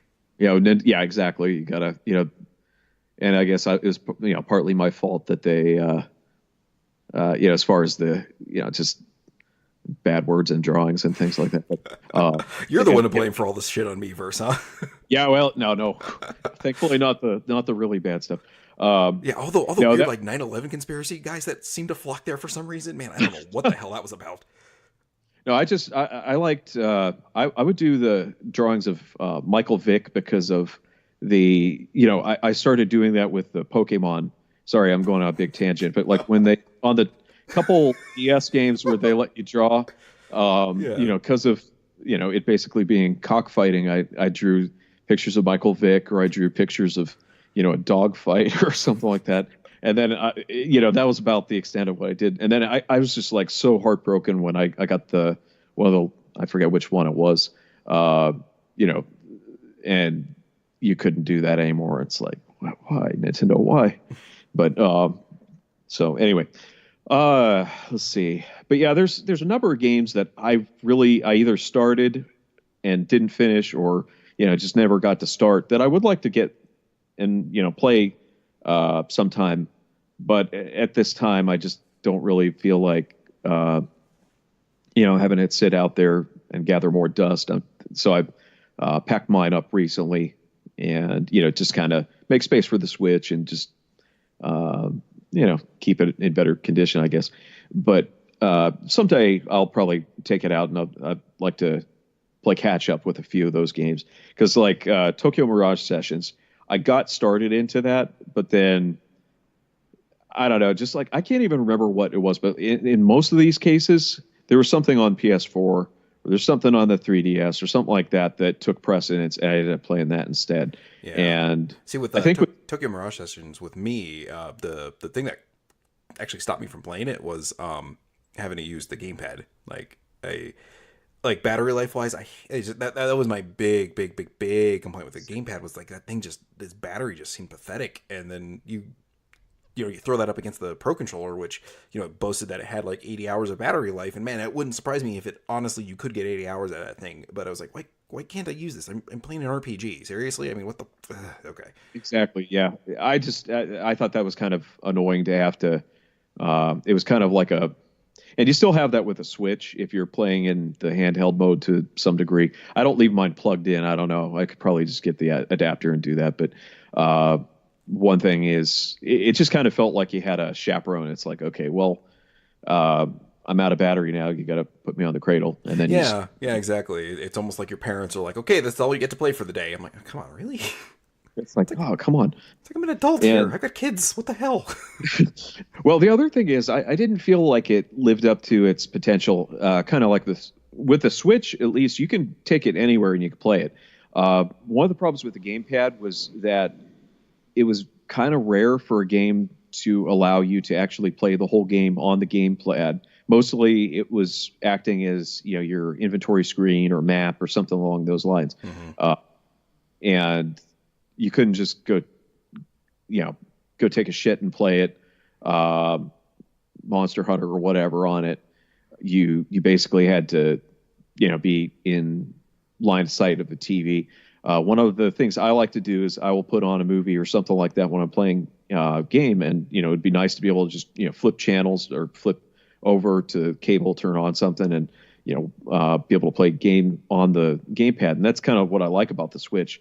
That I think that the gamepad on the Wii U technically should have been able to do, but they didn't go ahead with that. So, yeah. I mean, you could Earthbound or whatever, on the Virtual Console, but that was about it. Yeah, that was my big thing. Like as soon as like Earthbound hit the 3DS or the new 3DS eShop, I was like, oh, thank God. Okay, cool. I don't have to be tethered to my TV to play this because I mean it's a 25, 40 hour RPG, and I'm like I don't know that I really have the time to sit down and do that anymore in front of the TV. But like for the 3DS, it's a good fit. But occasionally, it's like you said, I would like to pop it on the TV and use my sound system, have it on the big screen. But just that, just complete fluidness of the Switch going from dock mode to handheld mode. It's just like, oh, this is great. I mean, literally, it's like there's like half a second delay between the two. It's like, oh, this is fucking perfect. Yeah, I actually the main thing I have is detaching the Joy-Cons. That's like kind of a pain in the ass if you're going between the two. But other than that, it's perfect. I like it. See, I got a Pro controller, and then I've got another set of Joy-Cons. Oh, yeah, that's because right. as soon as they came out with those bright yellow ones, I bought those. I don't know why. As I've gotten older, I've kind of grown an affinity for bright yellow. I have no idea why. Oh, that's cool. Overall, it just kind of felt like I don't know that they had their whole heart into it. It really did feel like they were using it either to get information for the Switch, or they didn't know where they were going or something. It didn't feel like they had a clear vision for it. They never really had a reason for you to actually have to use the gamepad. Like you could use it for the gyro stuff, but you could have used the regular Wii controller for that. There really wasn't anything that necessitated that you had to have it. It wasn't something that was integral to the system. And it just, you had some games that were using it as a second screen, and that's cool and all, but again, it's something that they could have, I don't know. It just didn't feel like there was really ever a strong reason for it in its current form. Yeah, they never had that killer app for it. Right, exactly. And they just, because there were some games where they did actually make good use of the motion. I mean, the waggle in the Wii U, on the Wii. I guess the closest thing would be maybe the motion controls on Splatoon. But again, you could have done that with the Wiimote or something.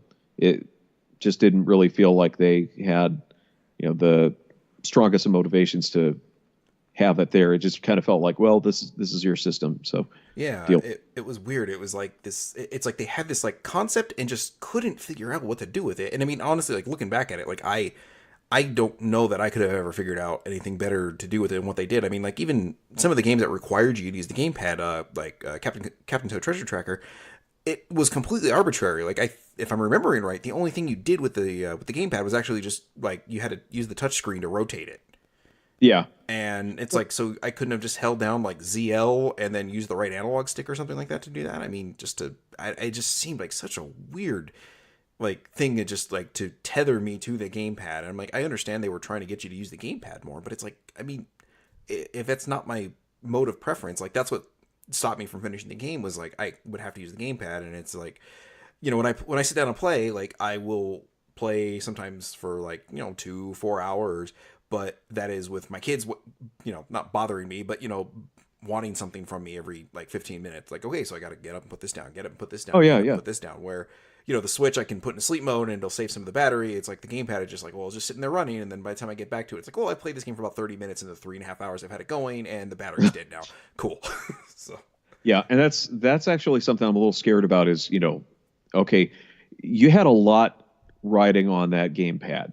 And the thing is, like, if the battery goes bad in the future, it's going to be unusable. That's the thing. And yeah, just things like that. I think you can replace the battery. It's the okay. It's the screen because there's like a I think in Japan because Jose Otero, formerly of One Up IGN, and now he's over at he actually works for Nintendo. He bought one and it extends the life of the battery. It's like it makes it last longer, but it's that screen when that goes, like that's the end for some of those games. Like that's it.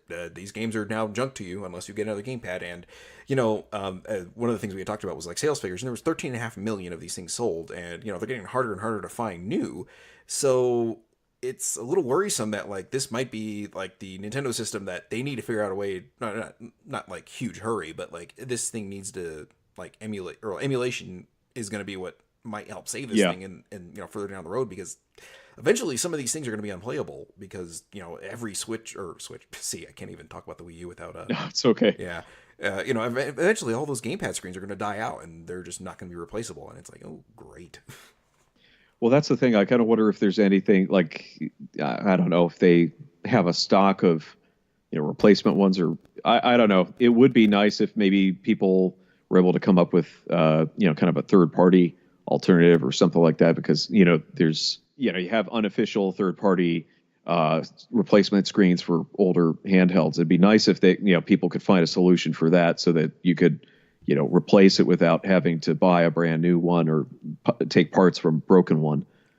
So yeah, I do wonder if that's something that'll pop up, like a cottage industry of sorts of like ways to fix the gamepad. I mean, I hope so, because I mean, we had talked about this, and you think about it, and technically it's probably like, Nintendo's outside of, I mean, if you want to count the Virtual Boy, it's not, but discounting the Virtual Boy, it might be like Nintendo's biggest like flop of a system, but there's still like a lot of like great games on this system that, I mean, might not come to the Switch. I mean, if they come to the Switch, then sure, like you said, it's kind of sad then just like there's like almost no reason to ever own this thing again. But I mean, there's like right now, I mean, there's I could think of like 10 games on there that are not on the Switch, not on the 3DS, or are on the 3DS but in a diminished form. And it's like, this is a great system. It did not do well as far as sales goes, and then it's going up against, sales numbers wise, the second biggest selling console of all time with the Wii. So it's like, okay, well, yeah, of course 13.5 million doesn't sound that impressive when compared to whatever the Wii sold, and then the fact that the Switch has already surpassed it in less than a year. It's like, that's I mean, it's good that they're on track for that, but at the same time, it's like, man, that does not make the Wii U look like a good thing. But I mean, yeah. But that's a really good point though you just brought up. One of the problems is it's kind of like being the son of a famous actor or somebody that's done something major. Mm-hmm. And that's kind of what happened to the Wii U, because basically it was following up on what was ostensibly one of the best selling, boundary breaking systems. Cause you had like old people buying them. You had the Wii was bought by just about everybody. It was such an almost ubiquitous thing that I'm not sure like which sold. I'm sure the NES probably sold more, but the the original Wii sold a ton. That's what I remember. Yeah, like if I'm remembering right, and I'm going off a Wikipedia article of like let me see, like million selling consoles or whatever. Like I think the PS2 is still number one, but I think the Wii is actually is number two right behind it. Here, I'll pull up the thing right now. Let's see. Oh no, the DS is actually number two. Oh wow, okay. Let's see. The Wii is 1, 2, 3, 4, 5. Number 5 at 101 million. Huh. I could have sworn it was. Anyway, it did really well though. It really did well. But the problem is that the Wii U had a lot of stuff to live up to, and it didn't really. I guess a lot of it felt like stuff that you probably could have done on the Wii without the screen. You just had to, they could have found ways around it, and they could have just called it. They could have just done this and just made it the Wii HD, basically. Yeah, exactly. So it just kind of didn't feel like a lot of necessary improvements or changes. It didn't feel like as big of a step as you had, I guess, between the N64 and the GameCube, or the GameCube and the Wii, or the Wii U and the Switch. There wasn't like a huge order. There wasn't a huge order of magnitude change in what was being offered by it, and that was kind of the problem. So, yeah. I totally see that. Like I said it earlier in the show, and then you and I talked about it off the air, and you mentioned it. Like stopgap. This console felt like a stopgap. It was in a weird place of being between the 360 and PS3 and the Xbox One and the PS4 generations, and right. It sort of suffered for that. I mean, based on what I've heard, it's more powerful technically than the 360 and the PS3. But I mean, nobody really developed for it outside of Nintendo, and right. It never really got a chance to show that. So it's like, well, I mean, how true is that? And if only one developer really took advantage of that, does it matter? I mean, I think the Wii proved, power really doesn't matter in the long run. I mean, I think if you look back at it, like the PS2 is technically the weakest of that generation. And, it's the number one selling console of all time with over 155 million. And, the GameCube was more powerful, the Xbox was more powerful, and it ran circles around both of those as far as how many games it put out for it. Yeah, and I think it just comes down to, what the developers are willing to do for it. Because, you had some games, I'm sorry to change topics to PS2, but I mean, if you looked at like some of the stuff on the Xbox was like ultra powerful. And a lot of times, like when you had a choice between the Xbox and the PS2 for like multi-platform games, there's no choice. You went with the the Xbox One because you'd have lesser loading times. You could, there was a bunch of things. But then potential online play. Yeah, exactly. But like for instance, I think the biggest example I can think of is Max Payne. It was unplayable on the PS2. It was crap. It was so terrible because the load times were terrible. The if you died, like if you got a really bad part, you couldn't just do a save mid-mission or anything like that. You would have these checkpoints. Sometimes it would just be really difficult to deal with. And then, you die and then it would be, loading forever. And then, whereas with the Xbox One, it's like, okay, well, I'm just going to save before this boss that was really annoying and then, go ahead with it. But then there were some games that were just developed, like if you had something like, I forget what it was. I just remember looking at like Fable and then looking at what they did with Metal Gear Solid 3. And it was just like no comparison. I mean, it looked fantastic on Metal Gear and Fable looked like shit by comparison. It just kind of felt like there was, if you were dedicated enough, if you had the right team on something, you could work miracles with the PS2. And same goes with like the other systems, like with the Wii. I mean, there was a lot that was pulled off with that. And I think that back to your original point though, if Nintendo or some of the other companies would have maybe, I hate to say tried harder, but if they would have pushed the boundaries a little bit more, they may have been able to, pull off something really, dazzling, and it might have drawn more interest to the system. But the problem is a lot of the games, for better or for worse, looked like Wii games.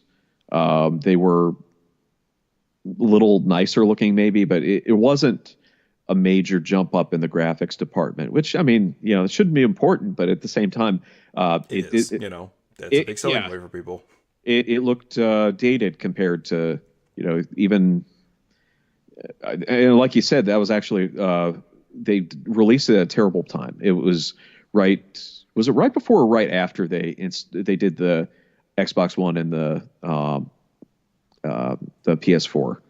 It was, let me see. Let me check the original release date here because it was. I'm old, so I can't remember this stuff anymore. But that's I'm on the same boat as you, man. That's why I'm looking it up and I have it written down. It was a year before those systems launched that it came out. Okay. So if it was like 2 years, maybe it may have had some time to get some traction. But it's like as soon as you come out and then, a few months later, Microsoft and Sony are coming out saying, "Hey, we're bringing the next thing." It's like, oh shit, great. Yeah. This close to it, it just immediately stole the Wii U's thunder, and it had to completely rely on Nintendo properties to sell the system. Right. And one thing I mentioned on the on the previous segment was that the top 15 selling games for the Wii U were all either developed by Nintendo or they were Nintendo properties. Yeah, I'm trying to think.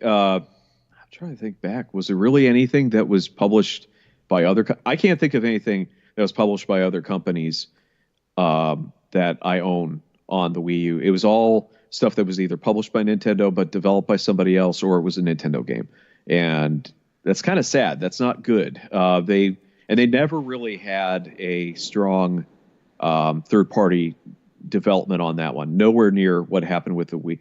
And a lot of that stuff, like they announced it. I remember they announced certain games and then it just started falling off. They stopped doing the development, I guess, on third-party games, and mostly it was just, okay, well, here's this pared back port of a PS3 game, or something like that. They had like, I'm trying to think of some examples, but it was usually just they would have an old game that was like 1 or 2 years old, and they ported it to the Wii U for some reason. Like Mass Effect 3. Yeah. That was, I don't know. I mean, and then, but oddly, like, if I'm remembering right, I could be wrong on this. But like, I think Deus Ex Human Revolution actually got that, whatever it was, like the definitive edition equivalent of it, came on the Wii U first, and then eventually that edition ended up making it to PC, the 360, and the PS3.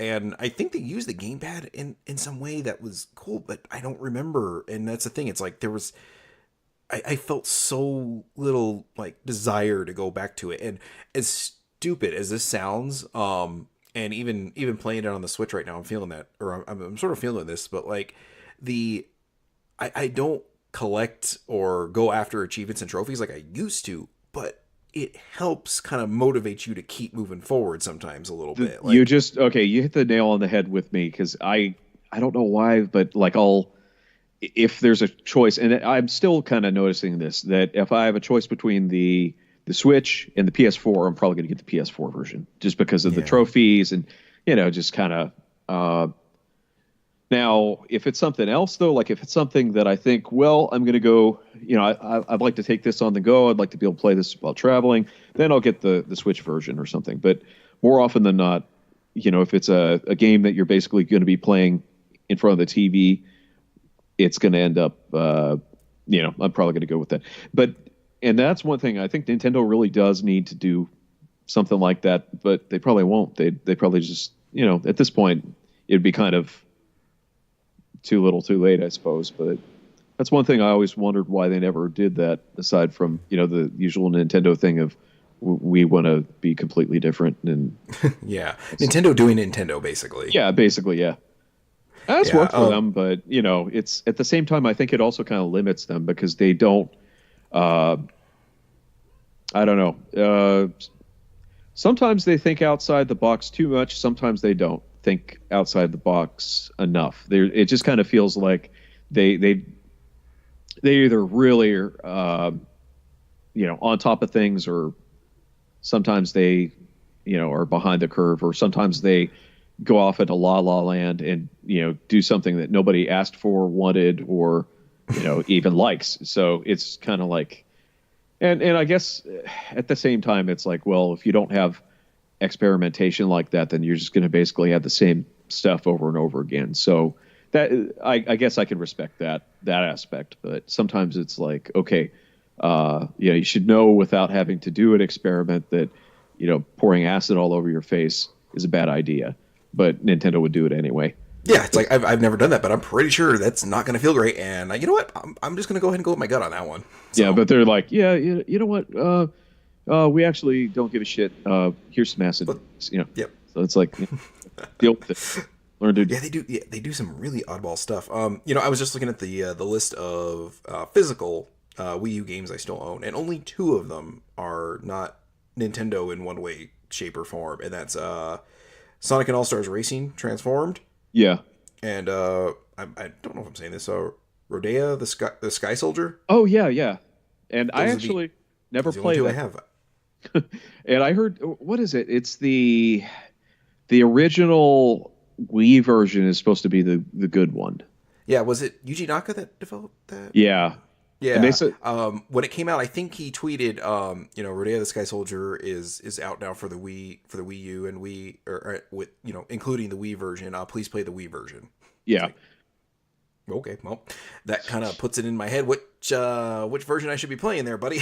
So, well, they had some that and Bayonetta. There were a couple of instances where there was a definitive version you wanted to buy where they had an extra version of a game included, and then subsequent printings didn't have it.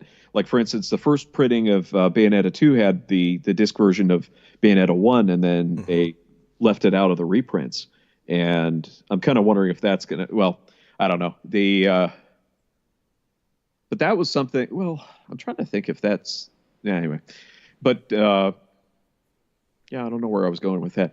But all in all, I mean, I liked the system. There was some good stuff on it. I just didn't really feel motivated enough to play it to where I would say it was a classic, or, and I think that I wouldn't be surprised if other people felt the same way, where it was just like, I had the choice between playing it here, on the Wii U or playing it on the.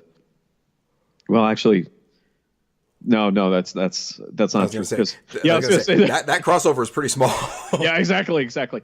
No, but I guess in my case, like I'm pretty sure I was playing Metal Gear Solid 5 at the same time that Tokyo Mirage Sessions came out, and then by that time, like enough time had passed, something else had come out, and I just didn't get back to it, for instance. And that seemed to happen with a lot of games. It was just like bad timing, I think, and I guess my priorities were on other systems and other games, so I just didn't really didn't use it as much as I probably could have. So yeah, it's like I said, it's this great little system that just is kind of going to be, I don't know, not lost to history, but it just seems like unless a lot of these games go to the Switch, a lot of these like great titles are just going to kind of languish on.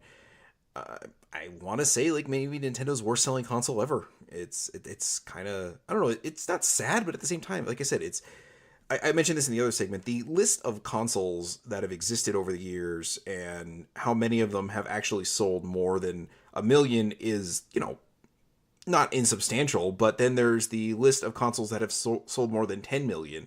And, the fact that, the Wii U has made it that far, like I said, I don't feel like it's a failure. It certainly wasn't the rousing success that it should have been, or that it could have been, rather. But it's just, it gets this bad reputation of being just this like, near company sinking abysmal failure, and I don't think that's a fair assessment of it. It's got a lot of great games on it. And it's just a matter of 13.5 million people bought it, and when, like I said, you're coming off 101 million off the previous one. Yeah, that like you said, that is a tough number to live up to. Yeah, I think it's just that. Well, it's kind of like when something doesn't sell 1 million copies, it's deemed a failure these days, and that's the problem. People set their expectations too high as far as what, and I guess part of it's because game development has gotten so expensive that if you don't sell that much, you're screwed. But at the same time, I don't know. I think a lot of it's just that people are way too. They're way Pass too or critical. Fail, black or white. Yeah, and I think that's definitely a problem with our society. Same goes with movies, well, and other things, but I won't go into those. But it's just people are, like if something isn't a complete blockbuster when it comes out, then it's a failure, and that's not the way that you should be looking at things. It's a really sad and kind of limiting way to look at things, but it's it is what it is. Hopefully, and I think that this is probably going to. I was talking to somebody on Twitter, and they were saying they compared it kind of to the Sega CD, where it had some good games on it. It had a really bad. Well, I don't know if I would compare it to the Sega CD, because I was going to say, for me, that's too harsh of a comparison. I would maybe compare it more to the Dreamcast in a sense. Yeah, I think that's a pretty good one. Although the Dreamcast had better third-party support still. So yeah, for sure. I just can't think of like more than like 5 games for the Sega CD that I'd ever want to play again off the top of my head. Oh, there's plenty for me, but yeah, it's I kind of like it. A lot of them were. There was a lot of really good RPGs on that and stuff, but at the same time, it's like, yeah, it didn't really. I actually bought one at launch. I still have it. It's broken though. I've got to look into what's going on with that. And I'm glad I got it because I got to play some games that ended up becoming like kind of a internet famous type thing, like Snatcher and stuff. Like people didn't give a shit when it came out because nobody has Sega CD, but now that's. It's pretty highly regarded, but and I could kind of see some of the stuff becoming, talked about, or I guess getting a second wind down the line. But especially like on this case, like you were saying about the hardware, that could be really scary down the line because basically people, are going to be hunting to get these games that there weren't that many sold, and then by comparison, and you have a very finite lifespan type hardware that could potentially break forever, and then dwindling supplies of that could get really ugly. Yeah, and then like we've talked about before with like Xbox Live Arcade, and then like all the PS3, PSN stuff eventually that goes away. Yeah, you've got like I've got all of my like downloaded stuff tied to that Wii U. And if I need to buy another Wii U, I can transfer the stuff over or whatever with my account. What happens when that service goes away? Like that stuff all that stuff is potentially just gone. And I mean, hopefully by then the whatchamacallit, the emulation's enough that you can salvage it. But with like the Wii, the original Wii's shop getting more or less effectively shut down at this point, it's like there's a lot of WiiWare games that are just gone for good. Like you cannot buy them anymore. I mean, they're there, you can look at them, but you can't do a damn thing with them. So it's just like this weird thing of all hail our digital future, but at the same time I'm scared of our all digital future. Well, yeah, that's one thing I didn't like about it. That there was also like a lack of crossover. I felt that was a major failure, that they basically separated things on the Wii from Wii U as far as the digital stuff went, the shop and things. And that's something that, well, to be fair, there's not everything is cross-platform play like on the PlayStation or Xbox systems. But at the same time, they're a lot better about it. Like, for instance, in most cases, if you bought something on PS3 or PS4 and there's a Vita version, you usually get to play all of them, as part of package. With this, you're buying Super Mario, 15 times. You're buying it every system. And I'm sure people are going to keep buying for it, but, I'm not. I mean, it's like, okay, there's a point where you can only pay so much, for one game, rebuying it. It's just kind of, it's annoying. And there's a lot of little things like that, or functional internet. They're still working the kinks out on that thing, but oh man. And then, now they're going to charge for it. At least they had the decency to not charge you for their non-functional internet service. But it's like hopping in somebody's car that's not a great driver, but hey, it's free. Yeah. So yeah, but now they're like, well, we're going to charge you for it eventually, but it's not going to really be any better. So sorry. But yeah, I don't know. But yeah, as far as the digital stuff, I really didn't use too much. I redeemed some of the stuff that I got from like Club Nintendo. There was like a couple free games because like I bought a couple games and stuff, and then it was like if you bought like one or two games, you could get a free digital game or something like that. So it's like that was I'm trying to let me see if I can find the note for. I know Wind Waker was one of them.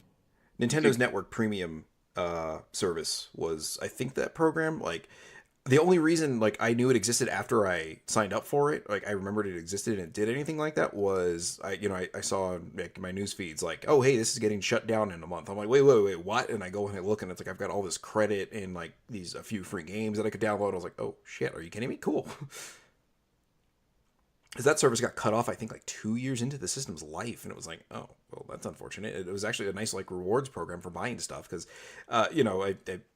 people who listen to this podcast know, and you probably know too. Like, I tend to buy video games rather frivolously. Like, it's like I'll just buy them, and then like I know 90% of them I'm probably not going to get around to. But it's just like, hey, support the industry you love, I guess. I don't know. I feel whatever. That's my own problem. I'm not gonna try to work that out here.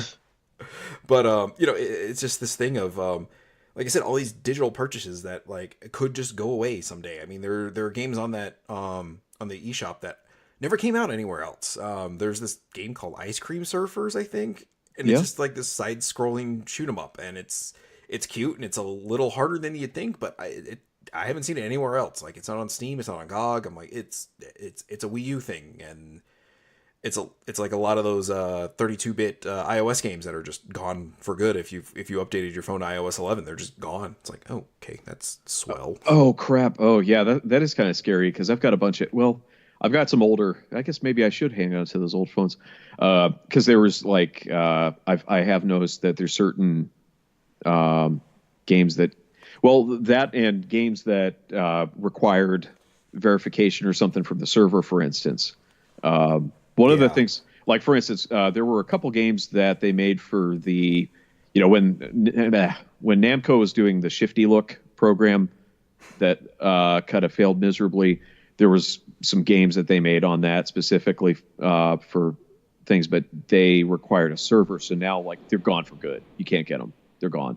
And it's just sad, like, that these kind of things can happen. And I definitely see this happening with, anything involved with the Wii U, because of, in part due to the restrictive nature of just how they did things. Now, I do know a lot of people have pirated because of the way that the Wii was. A lot of people were able to pirate WiiWare games and virtual console stuff. So it's kind of ironic that, pirates are doing more for preservation than, Nintendo is. So. Yeah, and what's kind of sad is, like, Nintendo's, like, the best at keeping their legacy out there, but at the same time, like, they tie it so arbitrarily to a certain platform that once that platform goes, it's like, well, okay, that's it, that's the end. It's like, well, I mentioned this a few times before, and I mentioned it on the first segment of the show, but I had probably spent like $2,000 on my digital downloads on the Wii, and my Wii took a dump, and it's just gone. All that stuff is just gone. Oh, jeez. I'm like, great.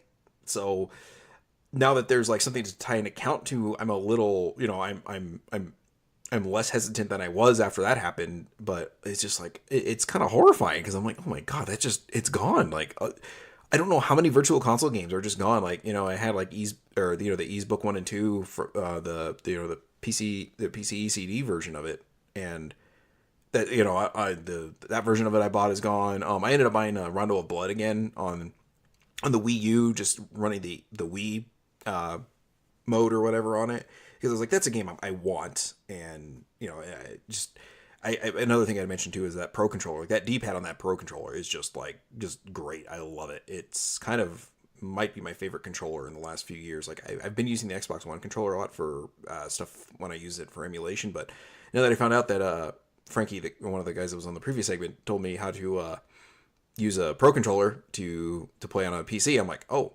I think I'm going to do that now.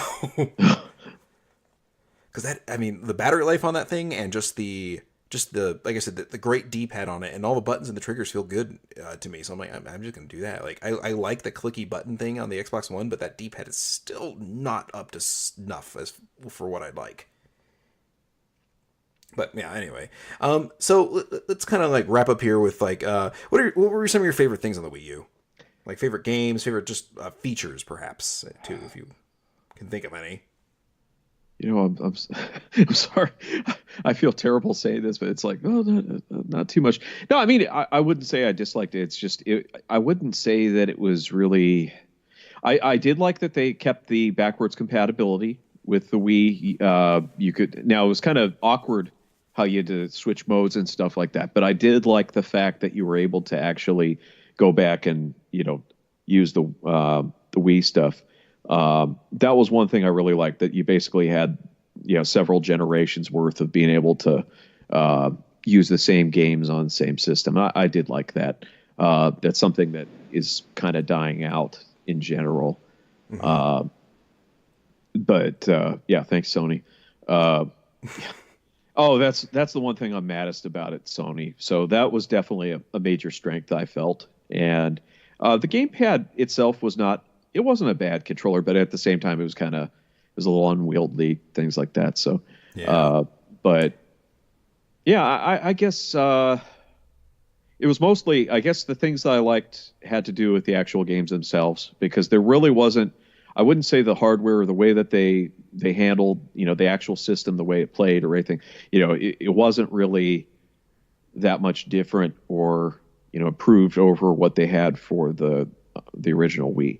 But, if you had good games, and it did, they had some good games on it, and they were enjoyable to play. So I think that was probably the other strength, is that, you did have some good quality games, possibly not as much as they could have had, because I really do think Nintendo held back on it, because there's, you just didn't have as many titles developed for it as you did on some other, previous iterations. Like even the GameCube. I mean, the GameCube actually had more like entries for like main system, titles than the Wii U did. I'm trying to think.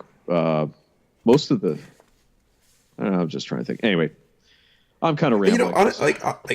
I might actually disagree with you on that. I think the amount of games that were on that thing, like it did a surprising amount of like Nintendo like related stuff. I mean, you got to think there was if you include Super Mario or Super Luigi Wii U on there. There's technically like 3 Mario games on there. Sure, 2 of them were ports, but you had 2 or 3 Zelda games on there. You had Captain Toad. Yeah. Yoshi's Woolly World was on there. You had a great version of Mario Kart or Super Smash Brothers with all 640 characters and 490 of them were Fire Emblem characters for some ungodly reason. I mean, don't get me wrong, I like I like Fire Emblem, but I was like, man, do we really need to fill up half the roster with Fire Emblem characters? Yeah, well, they're kind of doing that with Fire Emblem in general. They're going to beat that to death. But I'm definitely misremembering. Sorry, I got up again. Oh, you're fine. And then there was NES remakes like 1 and 2. Like that was a those were thing. Yeah, those were good. I think Nintendo did a good job. It's just I think I think maybe the problem was like it was just Nintendo doing this stuff, and it felt like Nintendo was like all hands on deck trying to get stuff out there. But the development cycle on HD games, they kind of were, I don't want to say surprised, but they seemed surprised at how hard it was to make HD games versus the Wii, and that's why we didn't see as much output as they may have liked. So, well, that is a really good point. And then I guess from that standpoint, yeah, they did pretty good as far as being able to turn things around. Especially considering that they were doing most of the publishing, they were doing most of the development on that system. So, since they didn't really have the third-party support that the Wii U did, the original Wii or the other systems. I think the problem is it's just, I guess the biggest weakness of the Wii U is that there's this, I don't know, it just kind of gives you the appearance of it being less than it actually is. That is a very good way of putting it. Yeah, because like even if you like walked into GameStop, the wall of Wii U games, even at its peak, if it ever had one, it was so diminutive compared to the other ones, and it was just like you'd have like a shelf or two wide of games, and then you'd literally be looking. It's like, okay, well here's the 360 games, and we have them all turned sideways because we have so many of the damn things. It's like, and then you look at the Wii U, and it's like, hey, look at all of the games we have. There's as many games here as there's copies of Madden 15 or 2013 for the 360. Yeah, it's just So I think, and like that misconception I just had earlier that there really weren't that many. And it's like, yeah, I think the thing is that they just it's not a bad thing. No, they really, I don't know. They just didn't. I don't think they pushed hard enough. So I think that basically it made it seem kind of like that stopgap, like we were talking about. It made it seem like it was a little weaker than it was. And that's why I guess it was kind of surprising to see the Switch do as well as it did and be as well received, because, you're kind of used to seeing Nintendo, being kind of meek and not really. Because, I don't know. They don't seem to do well getting out of the gate lately. Yeah. Like, the 3DS kind of stumbled a bit when it first got out just because of that price point. Oh, yeah. They, the thing is, actually, Switch did really well at the beginning. And, I don't know. It was just kind of, I guess it was a little more shocking because it's like, wow, they have a ton of games coming out. And, this was after, you had a fair amount of games coming out, but it wasn't a steady stream, and you had next to no games coming out from other developers. So it was kind of shocking. So I think that kind of added to the image that the Wii U was not performing as well as it could have. So it's just hopefully it'll catch on, and hopefully it doesn't get obliterated. But like you said, at the same time, hopefully there will, I don't know, these games don't die on the system, especially when it looks like it's, going to be, becoming harder and harder to find. Yeah, like I said, that's my big concern. I mean, I'm not huge on like game preservation because I don't know how to do all that stuff. But like, I keep a lot of my games. Like I still have, I don't know, probably like 20, 25 original Xbox games just because there were that many of those games that like I appreciated and I want to keep. Like PS2, I probably have like 30 or 40. It's just stuff I keep, and some of it is just like oddball stuff, like the big name stuff. Like I'm not worried about that because a lot of that stuff ends up on PC, and then eventually like I'll own a PC that'll be strong enough to run it. Where like when it's contemporary, most of the time I don't. But like big name stuff I'm not too concerned with. But it's like oddball stuff like Panzer Dragoon Orta on the Xbox. Like that's, you can't buy that for anything else. It is literally on that one system, and it's the same thing basically with the Panzer Dragoon games in general. They're all tied to the Saturn and the Xbox. So it's like, well, that's odd. But, that whole series is, tied to, systems that, were not by any stretch of the imagination, the best selling in their generation. So it's like, hey, that's why I hang on to these things. And I will sometimes buy digital for convenience, but for the most part, I tend to stick like physical as much as I can, even though, physical now just seems so arbitrary because you just literally pop the disc in, it just downloads the data off the disc and then just like make sure the disc is in there before it lets you boot it up. It's like, oh, okay, you're in there. Okay, cool. Then go ahead and play. I'm not gonna actually do anything with the disc now. It's like, okay, cool, great. Well, that actually brings up something kind of like, like about what's it called? L.A. Noire on the Switch. It's like, why'd they put it on the damn card in the first place? Because you basically end up downloading most of the game just to get it to work. So that's actually something that's kind of, that has nothing to do with this topic, but it is kind of disturbing that in addition to all of these digital games that are going to go away, when services like, WiiWare or the Virtual Console shut down, you also have these games that are disc-based that will be useless because basically you only have a partial game on the disc and that most of it is, downloaded after the fact or crucial parts are downloaded after the fact. It's just kind of, but that's just the way things are these days, I guess. Yeah, I mean, and I don't know. I guess we can sit here and lament all we want over the loss of physical media, but it's like, that physical media stuff does break down and wear out eventually too. So it's just a matter of, thankfully, there are people like, as a friend of mine had said, like Frank Cifaldi doing God's work and, trying to preserve everything, like, get these games and get these things out there and saved for, future generations or just, even 5 years from now. I mean, like I said, like there's so many like Xbox Live Arcade games you can't play. Like, Trouble Witches Neo is gone. The Battlestar Galactica game is gone. The War of the Worlds is gone. I mean, that game could not have been an insubstantial thing to fund because they had Patrick Stewart narrating the damn thing. Jeez. Yeah. He doesn't work cheap, I'm sure. Oh yeah. No, they just, I don't know. It is kind of shocking just how this happens. It's just, anyway, it is what it is.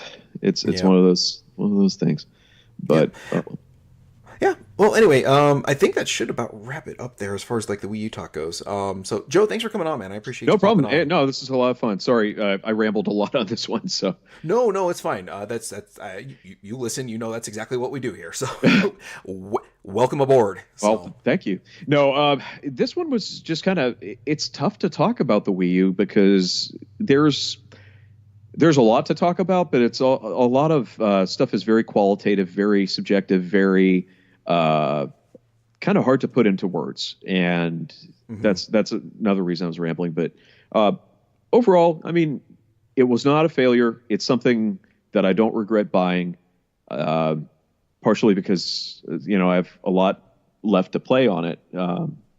It's just, I think that it gave off the wrong message, I guess, the system itself, even though it didn't, it made itself kind of seem worse than it actually was, because it's actually a pretty decent system or pretty good system. And the problem is it kind of got bad rap, and then it kind of built to, I guess it just kind of projected that. So, yeah, I think as soon as the third party support just dried up, I think just the public perception of it was, oh, this is a failure and there's nothing worth buying on this or nothing worth owning this console for. And, very quietly, the Wii U's library kept getting built up. And, like I said, there's just, first party stuff is the strongest thing of it, but I mean, there's so many, like, you know, I mean, if you're into platformers, there's a ton of good platformers on this system too. I mean, Shovel Knight came to the Wii U first, you know, I mean, that was where it came. And yeah, one game we didn't even mention was what is it, Donkey Kong Country, the Tropical Freeze thing. Like, that's supposed to be really good if you're into, like, you know, harder platformers. I'm not, but you know, if that's your jam, there's another good first party, second party, however you want to look at it. It's just, there's, you know, Nintendo I think did the best they could once they realized that it was a sinking ship, and they just, you know, they sat there with a bucket by themselves, slowly trying to keep it from sinking very quickly until the Switch came along to rescue them. So, yep, that's a weird analogy if ever I came up with one, but there we go. So anyway, that'll wrap it up. We already did all our plugs here. Joe, you want to plug your Twitter real quick? I guess it's at JoeStarsan. I don't really tweet as much as I used to, so it's but that's probably. Yeah, you're still on there a fair amount. Yeah. I mean, I just don't really do anything, but I mean, it's fine. It's there, and it's good. I mean, mostly I stay on there because it is good to, you know, it's always good to chat, you know, with people that want to talk about games and not, you know, unpleasant things. So yeah, for sure. Yeah, that's largely what I use it for. You know, the last week of things that have happened, I definitely got a little bit political on some things, and that's just the way I am. But no, I mean, you know, it's difficult not to, and that's one of the reasons why I try my best not to talk there if I can help it, because, you know, I just don't want to. It's easy to get worked up about things, you know, games included. Mm-hmm. It's just, you know. Anyway, I don't even know. Sometimes people seem to get angry at the wrong things first, when there's more important things to be angry about, and it's like, you know, calm down, let's back up. There's other issues we can work out here. But anyway, and if you, man, I just lost my train of thought there. It's okay. No, it's infectious. Yeah, we've been on two game clubs with us. The original Metal Gear Solid one, and then Metal Gear Solid Ghost Babel, and eventually we're going to be getting around to doing two. That is something I want to get in the works done in the next couple months, because John, podcast regular, has some things coming up where he might be gone for a couple months. So I might be steering the ship solo here for a while. So that'll not be fun.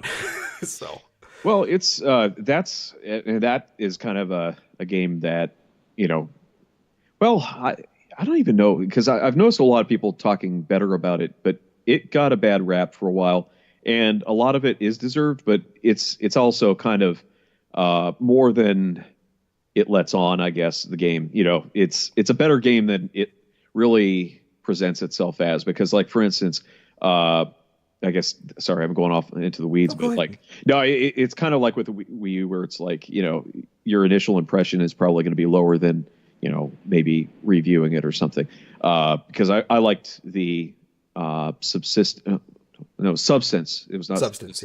Yeah, Substance. Once I played that, it was so great, because there's so much stuff that you probably didn't do when you were playing, you know, the main game, because they didn't really give you a lot of instances to actually be able to do it in, and it's kind of nice to be able to use that in those, you know, the puzzles, and then it kind of made you try doing some of those tactics in the actual game, and I guess that anyway, I don't know why I'm going off into that, but we could talk about it then. But yeah, we'll get there for sure, because that's one John is very insistent on doing. I would like to do, and not to show my hand a little bit, but I might be a little bit more contrarian than I was on the original Metal Gear as far as opinion goes. So don't get me wrong, I don't hate it, but I'm definitely not as hot on it as I was when I was younger. Like I maybe, like, where you were talking about, like, the hill and valley thing, as far as, like, you know, and then coming back to it or whatever, leveling back out. I may have been where everyone kind of not everyone, but a lot of people valleyed and, like, went real negative on it. My valley may have waited quite a bit. Like, it wasn't until maybe recently that I was like, oh, I don't know if I'm as into this as I thought I was, because going back to the original Metal Gear Solid, man, that was just something in my brain that I was like, man, this game is good. I mean, there's so little in that game that I would have cut out. But anyway, yeah, we'll save that for that podcast. So, and this podcast, I think we'll wrap up now. So thanks for listening, and Joe, thanks again for coming on. And hey, thanks for having me on. Yeah, of course, anytime, man. Like I said, it's an open invitation as far as I'm concerned, man. Thanks. So we will talk at you guys next time. 壊したい大事そうに輝いた私を全部君がこの孤独を痛みを癒すの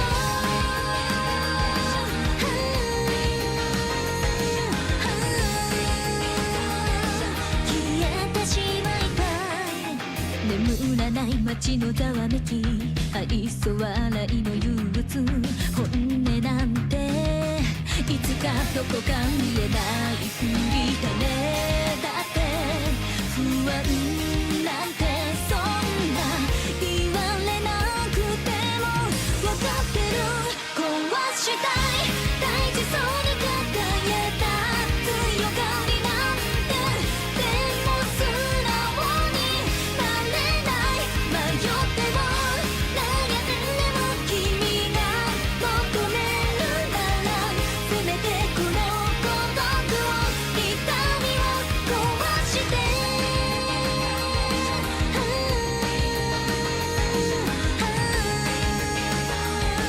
生まれ変わりたい青い空は窮屈に上辺だけを映し出すこの未来をずっとぼやか